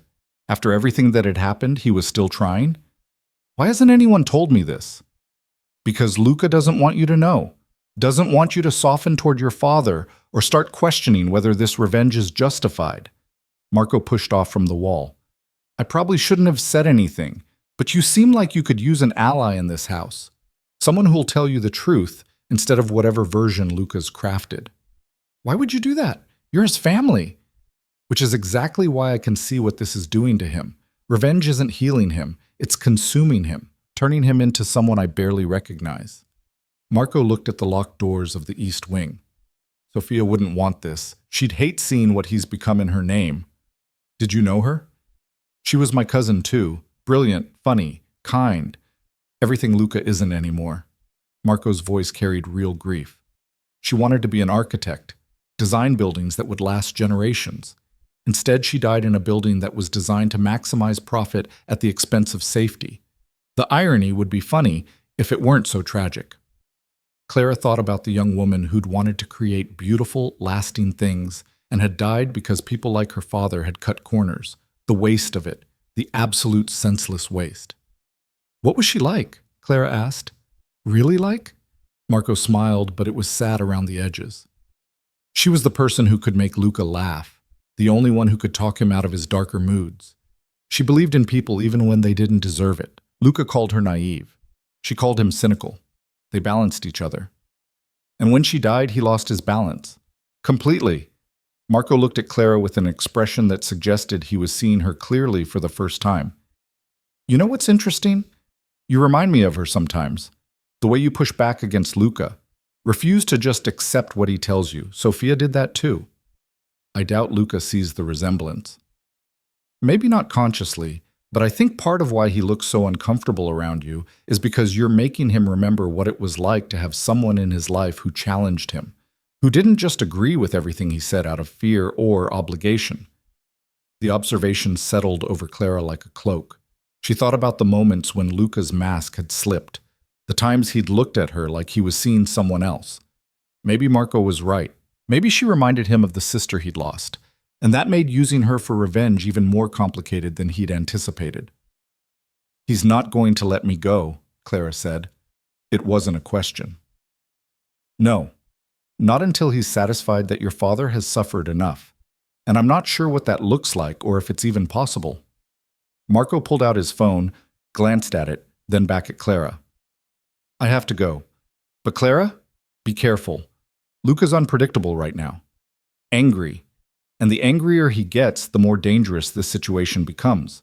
He left through the front entrance, and Clara was alone again in the beautiful, empty house. She spent the afternoon in the library, pulling books off shelves at random and trying to lose herself in other people's stories. Anything to escape her own for a few hours.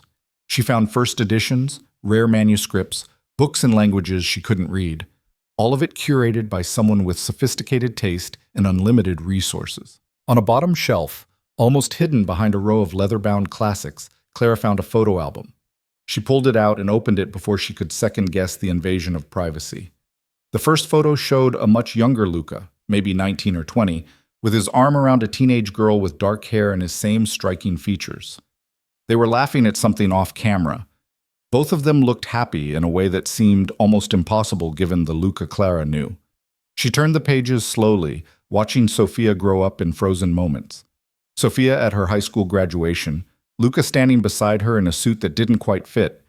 Sophia in front of a university building, holding up an acceptance letter.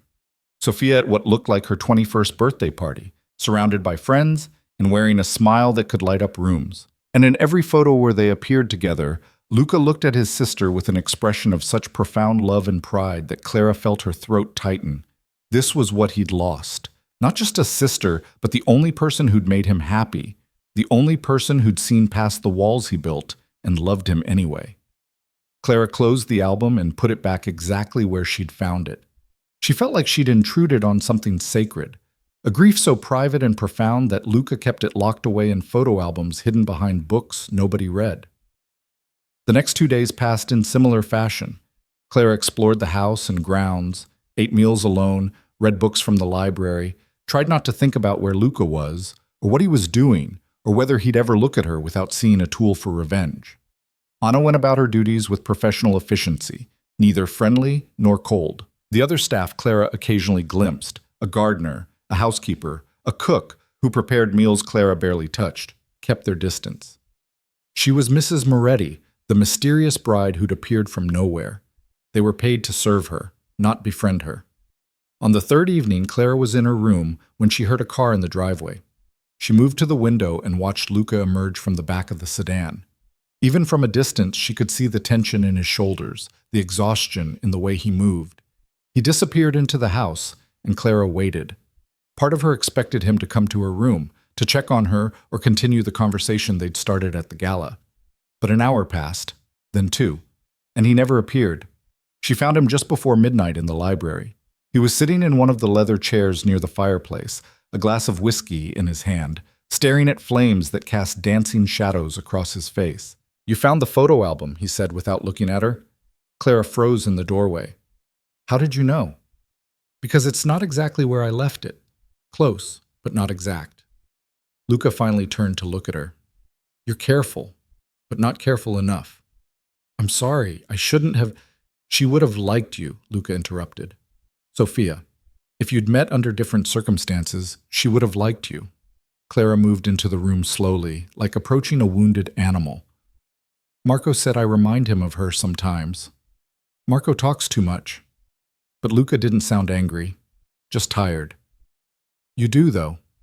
Remind me of her. The way you refuse to just accept things. The way you look at me like you can see past all the walls I've built. It's uncomfortable." "Good," Clara said, surprising herself. "You should be uncomfortable. You should feel something other than cold calculation and rage." "I feel plenty." Luca took a drink of his whiskey. "I just don't let it control me.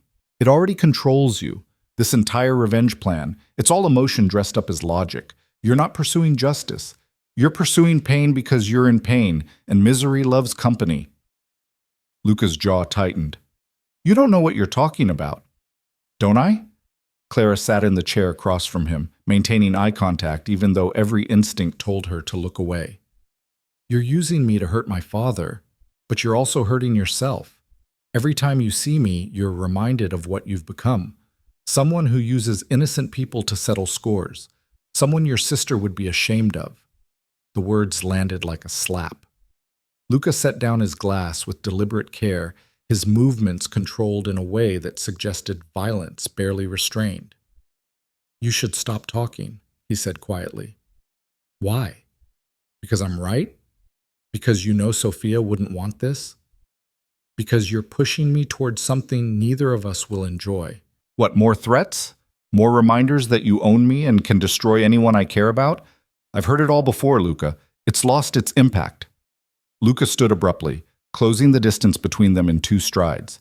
He grabbed Clara's arms and pulled her to her feet, holding her close enough that she could see the gold flecks in his dark eyes. "You think you know me," he said, his voice low and dangerous. "You've been in my house for 2 weeks, and you think you understand what I'm capable of. But you don't. You have no idea what I've done to the people who hurt my sister, what I'm still doing to them." "Then tell me," Clara challenged. "Tell me what you did to Thomas Chen. Tell me exactly how far you're willing to go for revenge." For a long moment, Luca just stared at her. His grip on her arms was tight enough to bruise, and Clara could feel the barely controlled fury radiating off him. This was the real Luca Moretti, not the cold businessman or the calculating husband. This was the broken man underneath, held together by rage and grief. Then something shifted in his expression. The anger drained away, replaced by something that looked almost like desperation. "I destroyed him," Luca said quietly. "Chen. I bought his company out from under him, blacklisted him from every legitimate business opportunity in 3 states. Had the building inspector who'd signed off on that faulty building reopened, investigate his other properties? Every violation, every corner he'd ever cut. I made sure it all came to light. He lost everything. His business, his reputation, his family left him. Last I heard, he's living in a 1-bedroom apartment in Queens, working retail. And my father? I'm taking it slower with Vincent. Wanted him to watch it happen. Every deal that falls through, every investor who suddenly backs out, every door that closes in his face. I want him to know exactly who's responsible and why." Luca's hands loosened on her arms but didn't release her. "And I want him to see you, living in my house, wearing my name. Trapped in a marriage you didn't choose. I want him to feel what I felt, powerless to save someone you love from suffering. Clara's heart was pounding, but she forced herself to stay calm, to think through what he was really saying. "Except my father doesn't love me the way you loved Sophia," she said. "He sold me, traded my freedom for his survival. Whatever guilt he feels, it's not the kind of agony you're hoping for." "Maybe not yet." Luca finally released her and stepped back. "But it will be. When he realizes what kind of life you're living, what kind of man I actually am when I'm not performing for cameras or business associates."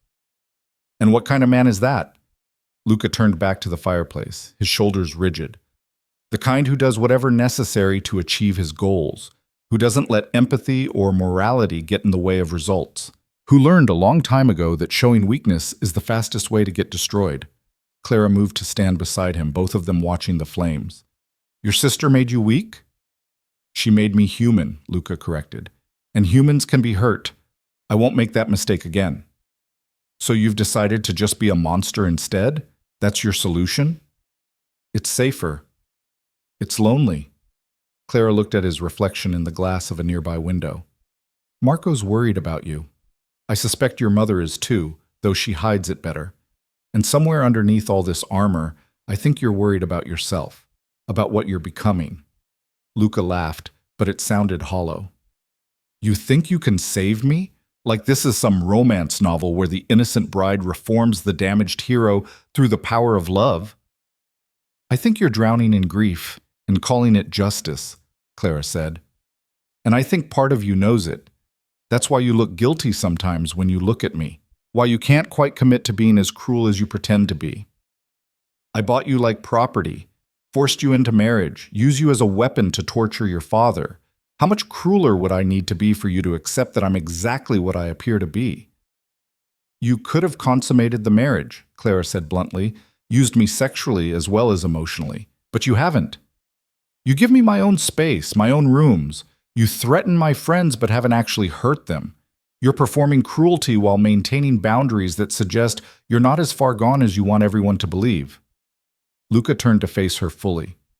"Those boundaries exist because crossing them would make me indistinguishable from the men I despise, not because I have any particular care for you." "I don't believe you." "Then you're a fool." "Maybe," Clara held his gaze. "Or maybe I'm just better at seeing through forgeries than you are at creating them." The silence that fell between them was charged with something Clara couldn't name. Not attraction. That would be absurd given their circumstances. But recognition, maybe. The acknowledgement that they were both trapped in a situation neither of them knew how to escape. "I leave for Europe tomorrow," Luca said finally. "Business meetings. I'll be gone for at least a week. Maybe longer." "Running away?" "Maintaining the empire that pays for this beautiful cage you're living in." Luca moved toward the door, then paused. "While I'm gone, stay out of the East Wing. Don't test the boundaries, Clara. I won't be here to stop the consequences if you do." He left, and Clara stood alone in the library with the fire dying down and the shadows growing longer. She spent the night in her room, unable to sleep, her mind spinning through everything that had been said. The admission that Luca's cruelty was at least partially performance, the suggestion that he saw his sister in her, the revelation that he was struggling with what he'd become even as he continued down the path of revenge. In the morning, Clara watched from her window as Luca's car pulled away. He didn't look back at the house, didn't acknowledge her even though she was fairly certain he knew she was watching. The week that followed was the longest of Clara's life. She filled the days with exploration and reading and long walks around the grounds. She talked to Anna occasionally, carefully probing for information about Luca without being obvious about it. She called Jen twice, having finally been given limited phone privileges, and maintained the fiction that everything was wonderful in her new marriage. "You sound different," Jen said during the second call. "Sad, maybe?" "Just adjusting," Clara lied. "It's a big change." "But you're happy? Luca treats you well?" Clara thought about all the ways to answer that question honestly. "He's complicated, but we're figuring it out." More lies, more performance. Clara was getting disturbingly good at both. On the 6th day of Luca's absence, Clara made a decision. She was tired of accepting the limitations placed on her, tired of being a passive victim in her own life. If she was going to survive this situation, really survive it, not just endure it, she needed to understand Luca completely. And that meant going into the East Wing. She waited until evening when Anna had left for the day and the other staff had retired to their own quarters. Then she went to the locked doors and tried the handle one more time, knowing it was futile but needing to check. Still locked. Clara examined the doors more closely. Expensive wood, secure locks. But the craftsmanship was old. This house had been built decades ago, before modern security systems, which meant the locks might be pickable if she had the right tools and the patience to try. She'd learned lockpicking from an old mentor who taught her art authentication. His logic had been simple. If you're going to authenticate pieces stored in private collections, you need to know how security works. The skill had come in handy exactly once before, when she'd needed to access a locked drawer to verify a painting's provenance. Now it might come in handy for an entirely different reason. Clara went to the library and found what she needed, a letter opener and a paperclip. Not ideal tools, but they would work if she was patient. It took 40 minutes of careful manipulation before she heard the click of the lock releasing. Clara's hands were shaking as she pushed open the door. The East Wing was different from the rest of the house. Where the other areas were all modern minimalism, this space felt personal, lived in. The walls were painted a warm gray, artwork that actually meant something rather than just expensive pieces chosen by a designer, furniture that looked comfortable instead of just aesthetically perfect. Clara moved through the space carefully, aware that she was trespassing in the most fundamental way. The sitting room led to a home office, beyond that a bedroom that was clearly Luca's, and at the end of the hallway, a door that stood slightly ajar. She pushed it open and stepped into what was clearly Sophia's room. It had been preserved exactly as she must have left it. Textbooks on the desk, architectural drawings pinned to a corkboard on the wall, photos of friends and family scattered across a dresser. The bed made with care, pillows arranged just so. This was Luca's shrine to his sister, the place where he kept her memory alive by keeping everything exactly as it had been before the fire. Clara moved slowly through the room, taking in the details. A half-finished sketch of a building that would never be built. A coffee mug with a university logo still sitting on the desk, like Sophia might return any moment to finish the cold coffee inside. A sweater draped over the desk chair. On the nightstand, Clara found a framed photo, Luca and Sophia together at what looked like her college graduation, both of them smiling with genuine joy. This was before the fire. Before Sophia's death had turned Luca into the man who'd bought himself a wife for revenge. Clara picked up the frame and studied Sophia's face. Pretty, young, full of promise and potential that had been snuffed out by greed and negligence. I said to stay out of the East Wing. The voice behind her made Clara jump. She spun around to find Luca standing in the doorway, his expression unreadable. "You're supposed to be in Europe," Clara said. "I came back early." Luca stepped into the room, his eyes moving from Clara to the photo in her hands to the space she'd invaded. "Put that down." Clara set the frame back on the nightstand carefully. "I'm sorry, I shouldn't have—" "No, you shouldn't have." Luca's voice was quiet, but Clara heard the fury underneath. "This room is off limits. The entire wing is off limits. I made that extremely clear." "I know, I just needed to understand." "Understand what?" Luca crossed the space between them in 3 strides. "Why I keep my dead sister's room exactly as she left it.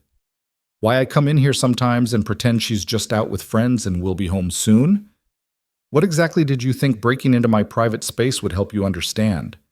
Clara met his eyes and saw raw pain underneath the anger. "That you're not a monster. That underneath all the revenge and cruelty, you're just a person who lost someone you loved and doesn't know how to cope with it. Get out. Luca, get out." His hands were clenched into fists. "Before I do something we'll both regret." Clara moved toward the door, but she couldn't leave it like this. She turned back and said, "She wouldn't want you to destroy yourself in her name.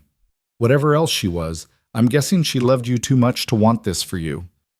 "You don't know anything about what she'd want," Luca said, but his voice cracked on the words. Clara left before he could see the tears in her own eyes. She hurried back to her wing, her heart pounding, knowing she'd crossed a line that couldn't be uncrossed. An hour later, there was a knock on her door. Clara opened it, expecting Anna or maybe Marco. Instead, Luca stood there, looking like he'd aged 10 years since she'd seen him in Sophia's room. "We need to talk," he said. Clara stepped aside and he entered her sitting room. They stood facing each other, the tension between them thick enough to cut. "What you said in Sophia's room," Luca started. "About her not wanting this. You're probably right. She was better than me. Better than this whole world of revenge and violence and using people as weapons. Then why are you doing it?" "Because I promised her." Luca's voice broke. "The last time I saw her. It was the night before the fire. We had dinner. She told me about a new project she was working on, a community center in a low-income neighborhood. She was so excited about it. Making a difference, she said. Building something that would last." He paused, struggling with emotion Clara had never seen from him before. "I told her I was proud of her," he continued, "that she was going to change the world, and she laughed and said that was the plan. When she left that night, I called after her, told her to be careful. She said she always was. 24 hours later, she was dead." Tears were streaming down Luca's face now. He made no effort to wipe them away. "I swore at her funeral that I'd make the people responsible pay, that they'd understand what they'd taken from the world when they cut corners on that building. That's the promise I can't break, Clara. It's all I have left of her." Clara felt her own tears falling. For Sophia. For Luca. For her father and all the people whose lives had been shattered by his negligence. "Revenge won't bring her back," she said gently. "I know." Luca looked at her with eyes full of grief and something else. Resignation, maybe. "But it's the only thing I know how to do. The only way I know how to channel this pain into something that feels like action instead of just drowning in loss. And when you've destroyed my father completely, when he's lost everything the way Thomas Chen did, will that be enough? Will you finally be able to let her go?" Luca was quiet for a long moment. Then he said, "I don't know. And that terrifies me more than anything else about this situation." He turned to leave, but Clara reached out and caught his arm. "Wait." Luca looked at her hand on his arm, then at her face. "You don't have to do this alone," Clara said. "Carry this grief alone. I know you see me as the enemy, your father's daughter, the tool for your revenge, but I'm also just a person who understands loss. Who knows what it feels like to have your life torn apart by circumstances you can't control?" "What are you suggesting?" Clara wasn't entirely sure herself, but standing there in her beautiful prison with this broken man who'd trapped her in a marriage built on revenge, she knew something had to change. They couldn't keep going the way they had been. It would destroy them both. "I'm suggesting we stop pretending," she said. "Stop performing for each other. You don't have to be the heartless villain. I don't have to be the helpless victim.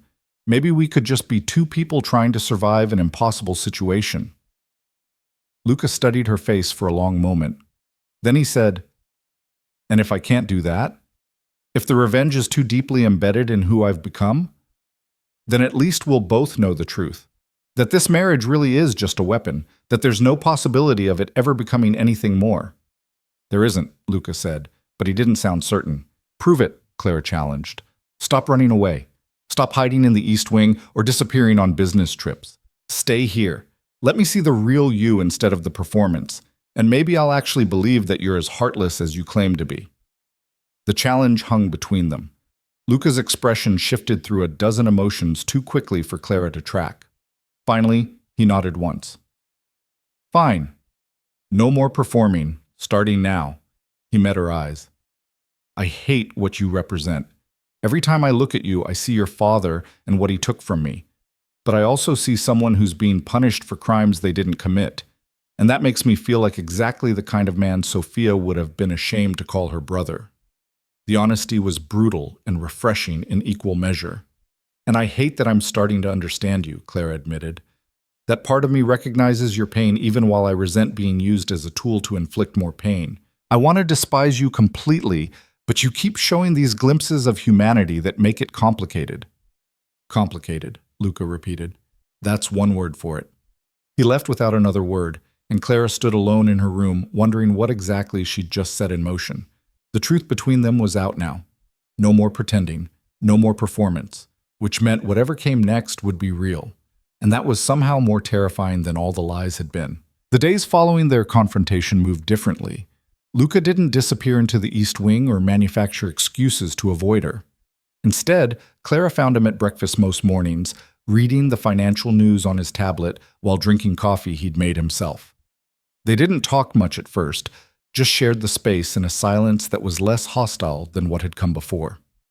On the third morning, Luca set down his tablet and said, "Your father showed up at my office again yesterday."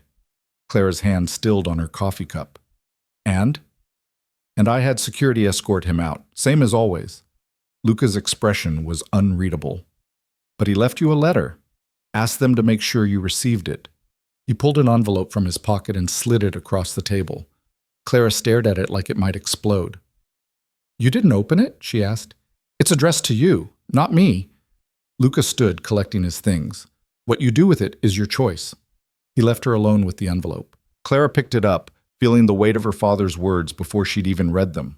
Part of her wanted to throw it away unopened. He'd forfeited the right to communicate with her when he'd sold her to settle his debts. But another part, the part that remembered being 12 years old and watching him read her bedtime stories, needed to know what he had to say. She opened the envelope. The letter was handwritten, her father's familiar scrawl covering both sides of the paper. Clara read it twice, her emotions shifting from anger to grief to something she couldn't quite name. He'd written about the building, about the choices he and Chen had made, about knowing the electrical work wasn't up to code but convincing himself it would be fine, that buildings cut corners all the time and nothing bad ever happened. He'd written about the night of the fire, watching the news coverage and realizing his negligence had killed people, about the settlements he'd paid to make the lawsuits go away, about living with guilt that ate at him every single day. And then he'd written about her, about watching her marry Luca Moretti and understanding exactly what it meant, that his daughter was paying the price for his sins, that Luca had found the one punishment that would actually hurt, not financial ruin or professional disgrace, but seeing Clara trapped in a marriage that was really a prison. The letter ended with an apology Clara wasn't sure she could accept and a promise she wasn't sure he could keep. "I'm going to make this right. I don't know how yet, but I will find a way. You don't deserve to suffer for my mistakes." Clara folded the letter carefully and tucked it into her pocket. She sat at the breakfast table for a long time, watching sunlight move across the expensive hardwood floors, trying to reconcile the father who'd read her bedtime stories with the man who'd cut corners on a building that killed 23 people, trying to reconcile her anger at being sold with the understanding that he'd been trapped between impossible choices. She found Luca in his office, not the locked one in the East Wing, but a smaller workspace he used for everyday business. He looked up when she knocked, and something in his expression suggested he'd been waiting for this conversation. "He admitted it," Clara said. "In the letter. Everything about the building, the corners they cut, knowing it wasn't safe." "I know what he did." Luca's voice was careful. "I've known for 3 years. He says he's going to make it right, whatever that means. There is no making it right. Sophia's dead. 22 other people are dead. No amount of apologies or belated guilt changes that." Clara moved into the office and sat in the chair across from his desk. "You're right. It doesn't change anything. But Luca, neither does this. Using me to torture him, destroying his business piece by piece.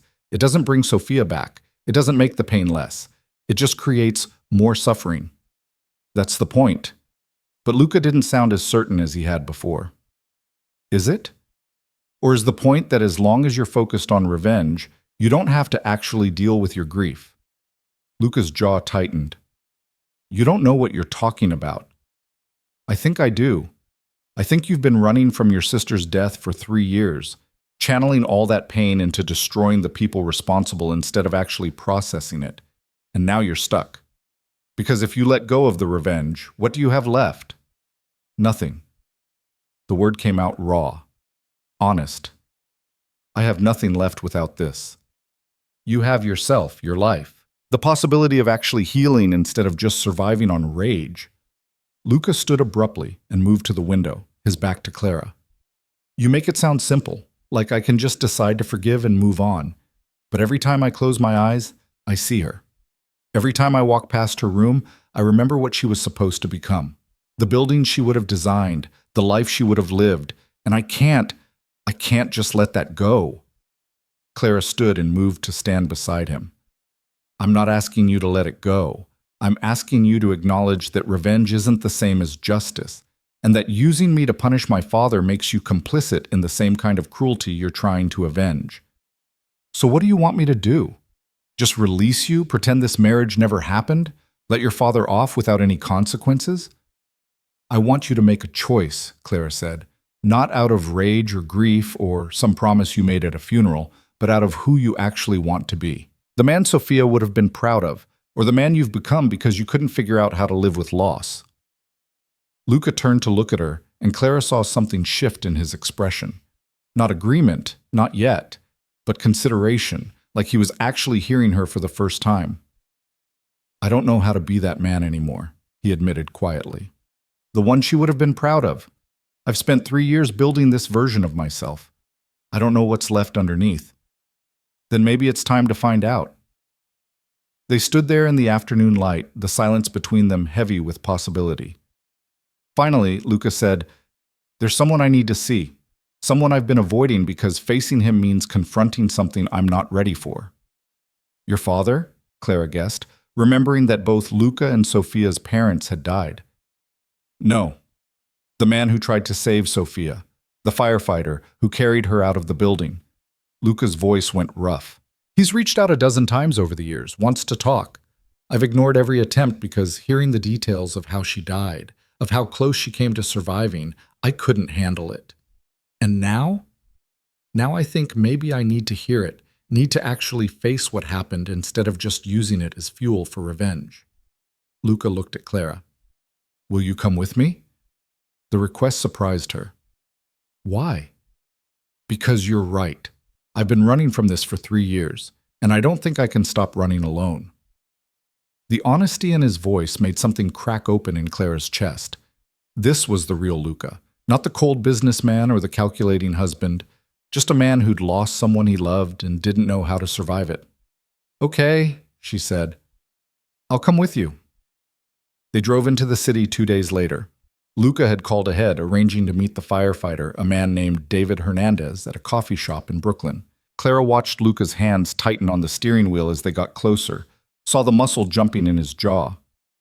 We can turn around, she offered, if you're not ready. I'll never be ready. That's the problem. Luca pulled into a parking spot and killed the engine. But I need to do this anyway. The coffee shop was small, local, the kind of place that served actual good coffee instead of just expensive coffee. David Hernandez was already there, sitting at a corner table.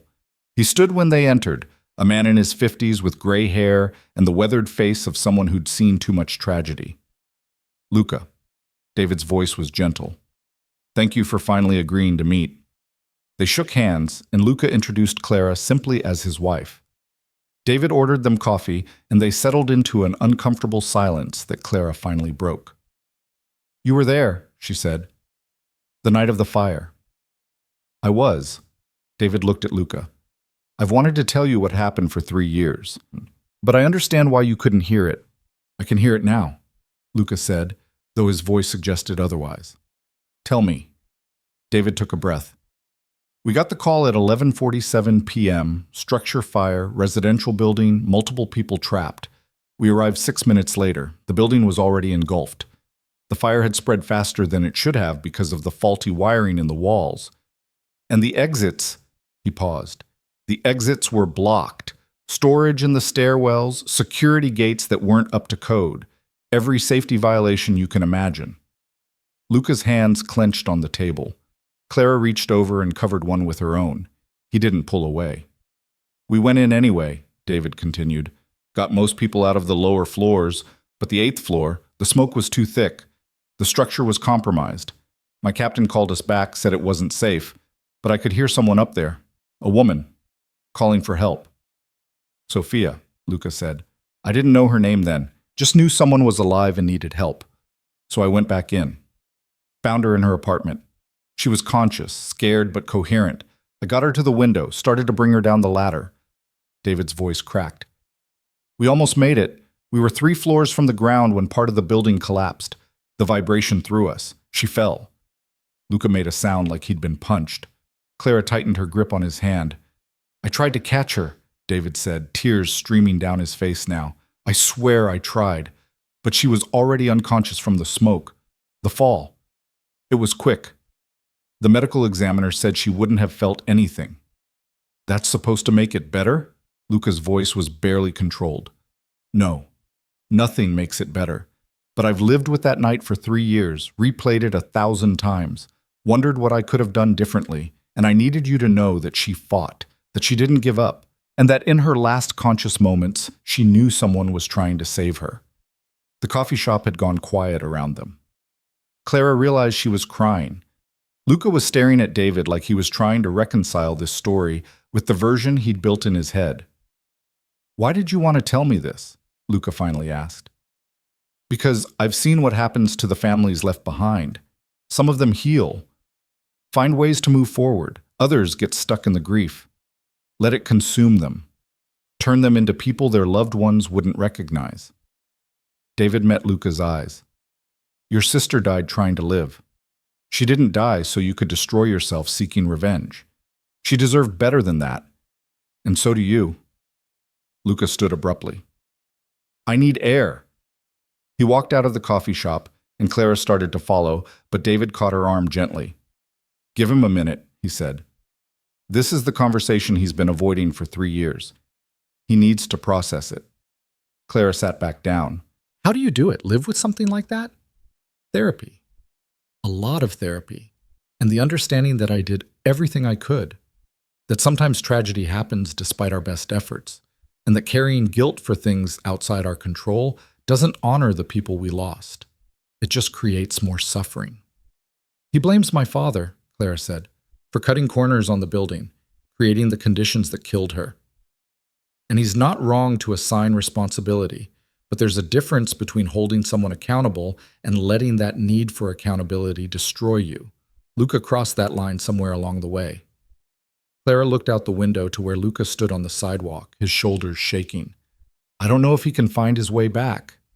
That's why he brought you, David said, because some part of him knows he needs help, that he can't do this alone. Clara found Luca leaning against the car, his face wet with tears he wasn't bothering to hide. She stood beside him without speaking, just present. I blamed him, Luca said finally. David, for not saving her. For 3 years I blamed him almost as much as I blamed your father, because if he'd just held on tighter, if he'd been faster, He broke off.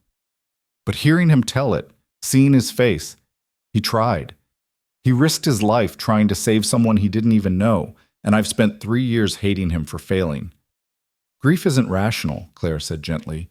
You needed someone to blame. David, my father, me, anyone except the randomness of tragedy. What if I can't let it go? The need for someone to pay? Then you'll stay stuck, and Sophia will have died for nothing because instead of living the life she would have wanted you to live, you destroyed yourself in her name. Luca turned to look at her, really look at her.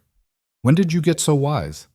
When I got trapped in a marriage with a man who forced me to learn how to survive impossible situations. The comment might have been bitter. Instead, it came out almost fond. Claire was surprised to realize she meant it that way. They drove home in silence. That evening, Luca didn't retreat to the East Wing. Instead, he found Clara in the library and sat in the chair across from her. I want to show you something, he said. He led her to Sophia's room, the shrine he'd maintained for 3 years. But instead of just standing there in the doorway the way he usually did, Luca walked inside and started opening drawers. These are her things, he said, pulling out sketchbooks and folders. Her designs. The buildings she wanted to create. I've kept them locked away because looking at them hurt too much. But maybe it's time to actually do something with them. Like what? There's a community center project she was working on, the one she told me about the night before she died. I have all her preliminary designs. The neighborhood still needs the center. What if I actually built it? Used her vision to create something that would last, that would help people? Clara felt tears prick her eyes. She would love that. It won't bring her back, won't erase what your father did, but maybe it's a better memorial than revenge, building something instead of destroying everything. They spent the next hour going through Sophia's designs. Clara watched Luca's face transform as he talked about his sister's vision. This was the man he could have been if grief hadn't twisted him into something else. This was who Sophia would have wanted him to be. "What about my father?" Clara asked finally. "If you're letting go of the revenge, what happens to him?" Luca was quiet for a long moment. "I don't know. Part of me still wants him to suffer, to understand what he took from the world when he cut those corners. But destroying him won't build Sophia's community center. It won't help the neighborhood she wanted to serve." "So you just forgive him?" "No, I don't think I can do that, but maybe I can stop actively destroying him. Let him live with his guilt. That's punishment enough." "And me?" Claire's voice came out smaller than she intended. "What happens to me in all this?" Luca set down the sketchbook he'd been holding and turned to face her fully. "That's your choice, Clara. This marriage, it started as a weapon, a tool for revenge.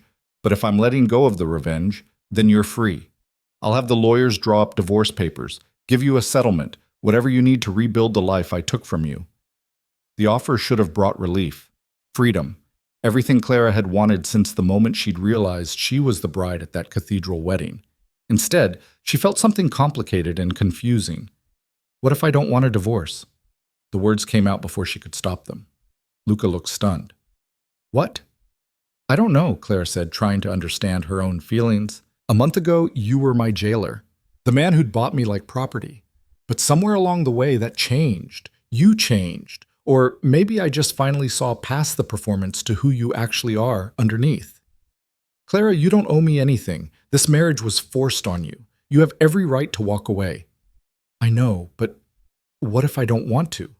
What if I want to see who we could be if we actually chose this? Not out of revenge or obligation, but because we want to try." Luca stared at her like she'd suggested something impossible. "You can't possibly want to stay married to me after everything I've done, everything I've put you through." "You're right. I shouldn't want that. It would be easier to just leave, start over somewhere far away from this complicated mess." Clara moved closer to him. "But I've spent the last month learning how to read you, how to see past the walls you build. And underneath all the pain and revenge, there's a man I think I could actually care about, if he'd let me." "I don't deserve that kind of forgiveness." "Maybe not. But Sophia would want you to have it anyway. She'd want you to be happy, to build a life instead of just surviving on rage." Luca's carefully maintained control finally cracked. He reached for Clara, pulling her into an embrace that felt nothing like the calculated touches he'd used before. This was real, desperate, the grip of a drowning man who'd just been offered a lifeline. "I don't know how to do this," he said against her hair. "How to be a real husband instead of a captor. How to build something genuine with someone I hurt so badly." "Neither do I," Clara admitted. "But maybe we can figure it out together." They stood there in Sophia's room, holding each other while 3 years of grief and anger and pain finally started to drain away. It wasn't forgiveness. Not completely. There was too much history, too much hurt to simply erase. But it was the beginning of something new, something chosen instead of forced. The next morning, Luca called Vincent Valenti's office. Clara listened from the doorway as he spoke. "I'm done," Luca said. "The vendetta, the systematic destruction of your business, all of it. I'm done." Clara couldn't hear her father's response, but she saw Luca's expression shift. "Because your daughter asked me to be," Luca said, "and because I'm choosing to build something instead of destroying everything. You'll still have to live with what you did. That's not something I can or will forgive, but I won't actively ruin you anymore." He paused, listening. "She's fine, better than fine, and that's all you need to know." Luca's voice hardened. "You sold her to save yourself. Don't expect me to give you access to her now that I'm releasing my hold." He hung up and turned to find Clara watching. "Was that okay? I didn't ask if you wanted to speak to him." "I don't," Clara said honestly. "Not yet. Maybe not ever. He's still my father, but what he did, to Sophia, to all those people, to me, I'm not ready to forgive that." "That's fair. More than fair." Over the following weeks, the house transformed. Luca started the process of building Sophia's community center, throwing himself into the project with the same intensity he'd once directed at revenge. Clara helped, using her eye for detail to refine the designs and her research skills to navigate the permitting process. They started having dinner together, real conversations instead of hostile silence. Luca told her about growing up with Sofia, about their parents' deaths, about learning to run a business empire while still practically a kid himself. Clara shared stories about her work authenticating art, about her mother leaving, about the moment she'd realized her father valued money more than integrity. Slowly, carefully, they built something real.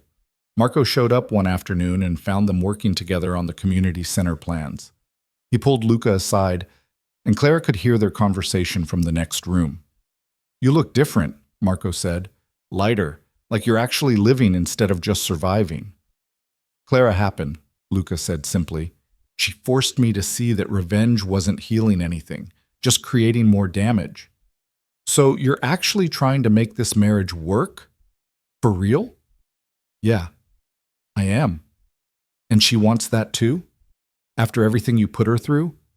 "Apparently, I don't fully understand it either, but I'm not questioning it too hard in case she comes to her senses." Clara smiled from where she stood in the other room. She didn't fully understand it either, how she'd gone from hating Luca to actually caring about him, but she'd learned that the human heart was more complicated than logic allowed, that you could resent someone for the pain they caused, while also recognizing the pain that drove them to cause it. 6 months after the wedding, the community center broke ground. Luca insisted on a small ceremony, just family and a few key people from the neighborhood that would benefit from Sofia's vision. Clara stood beside him as the mayor gave a speech about public-private partnerships and community investment. When it was Luca's turn to speak, he stepped to the microphone with Clara's hand in his. "This building exists because of my sister, Sofia Moretti," he said. "She believed architecture could change lives, that good design wasn't a luxury but a necessity for thriving communities. She died before she could bring this vision to life. But today, we begin the work of building her dream." His voice caught, and Clara squeezed his hand. He looked at her and found the strength to continue. "For 3 years, I let grief consume me. Let it turn me into someone my sister wouldn't have recognized. But someone very wise reminded me that the best memorial to Sofia isn't revenge against the people responsible for her death. It's building the kind of world she wanted to create. This is the first step. It won't be the last." After the ceremony, they stood looking at the empty lot that would soon hold Sofia's community center.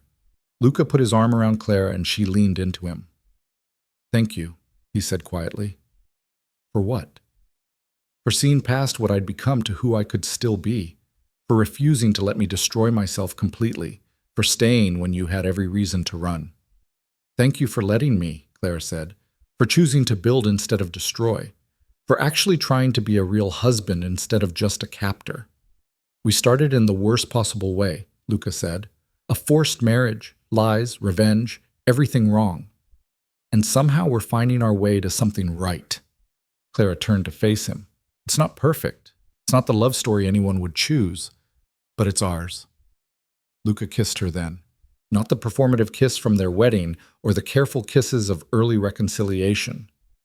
This was real, full of promise and possibility, and the understanding that they'd survived the worst and might actually build something beautiful from the ruins.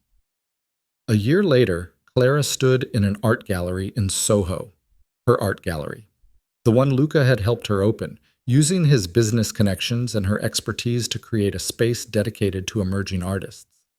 The opening night was packed with collectors and artists and people who genuinely cared about art for its own sake, rather than just as investment. Luca appeared at her elbow with champagne. "You did it. This is amazing."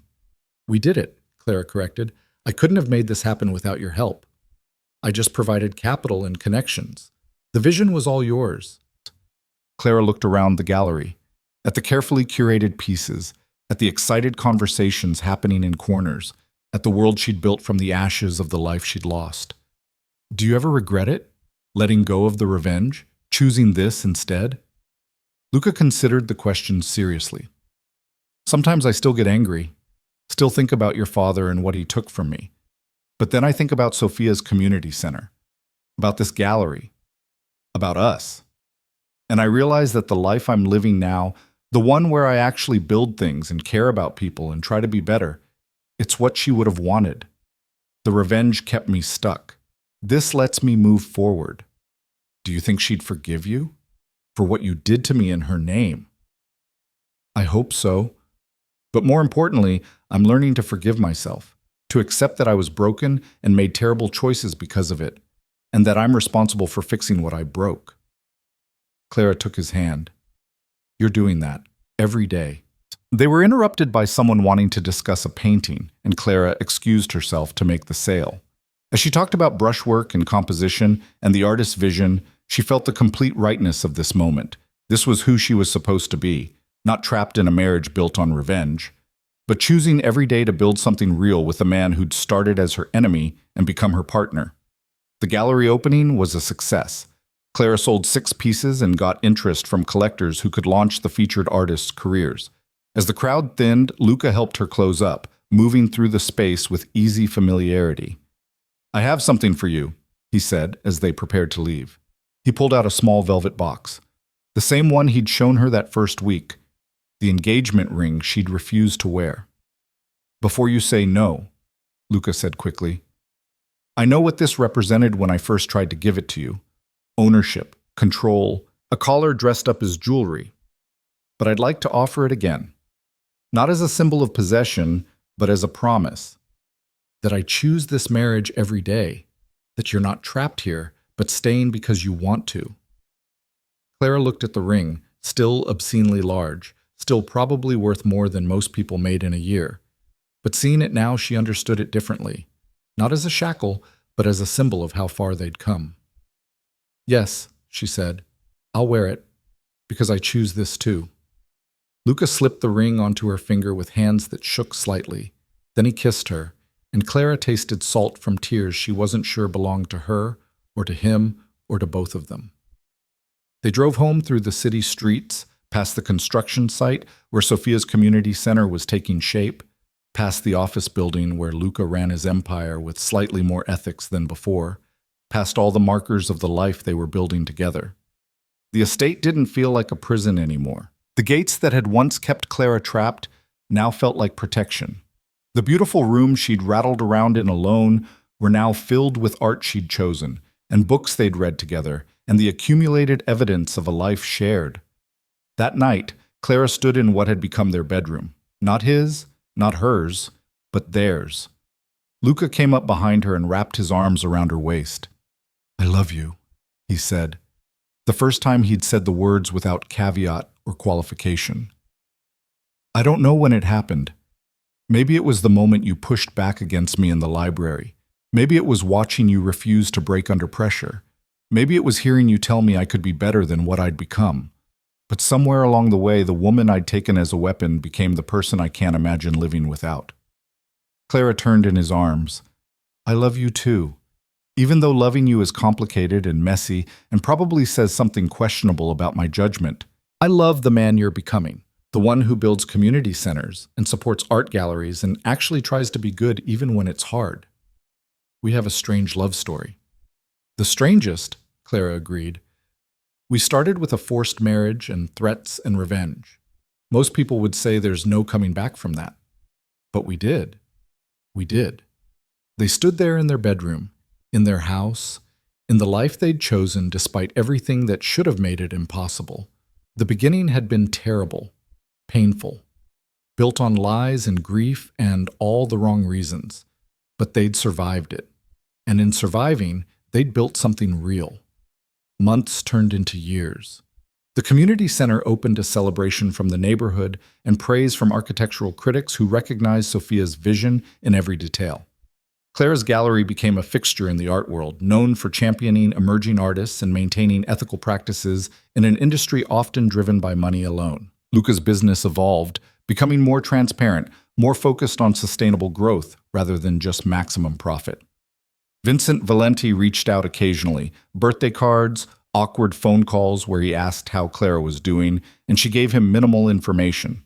The relationship remained fractured. Clara wasn't sure it would ever fully heal, but she'd made a fragile peace with the reality that her father was both the man who'd raised her and the man whose negligence had killed 23 people. People were complicated. Forgiveness was complicated. She was learning to live with the contradictions.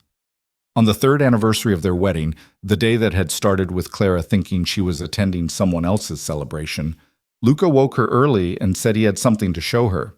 They drove to the community center, which had been open for over a year now. Inside, Luca led her to a quiet corner where a dedication plaque had been installed. Sofia Moretti Memorial Community Center, Clara read aloud. Built in honor of a woman who believed architecture could change lives and communities could heal. May her vision continue to inspire those who use this space to build better futures. Below that, a second plaque had been added, new, shining.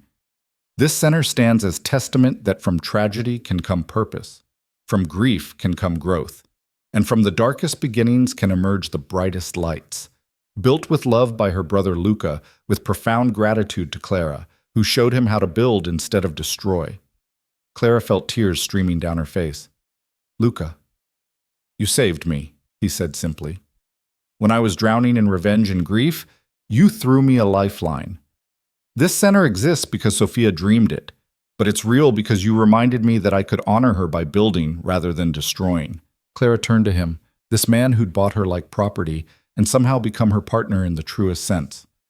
We saved each other. I was drowning too, in a life that felt small and meaningless. You forced me to be stronger than I knew I could be, to fight for what I wanted, to build something real instead of just surviving. They stood in Sofia's community center, in the dream she'd never lived to see realized, and chose each other again, not because they had to, not because of obligation or revenge or any of the terrible reasons that had brought them together, but because they wanted to, because they'd learned that love built from ruins could be stronger than love that had never been tested. The marriage that had begun as a weapon had become a choice. The vows spoken under duress had been rewritten through years of actual partnership. And the woman who'd walked down that cathedral aisle believing she was attending someone else's wedding had found a life she never could have imagined. Clara Moretti stood with her husband in a community center built from tragedy and looked toward a future they were creating together. It wasn't the life she would have chosen if someone had offered her a menu of options. It was strange and complicated and built on a foundation that should have crumbled, but it was real, it was chosen, and it was theirs.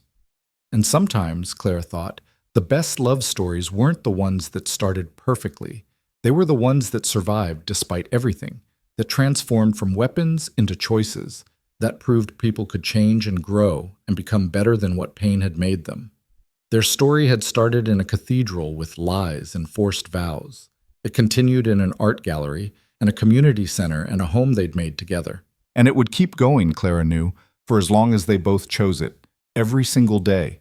The revenge had ended. The marriage remained, and for the first time since that impossible wedding day, both Clara and Luca were free. Not from each other, but because of each other. Free to build, free to love, free to create lives Sofia would have been proud of. That was the real justice, the real memorial, the real victory over tragedy. Not revenge, but choosing, every day, to build something beautiful from the ruins of what had been destroyed. Together.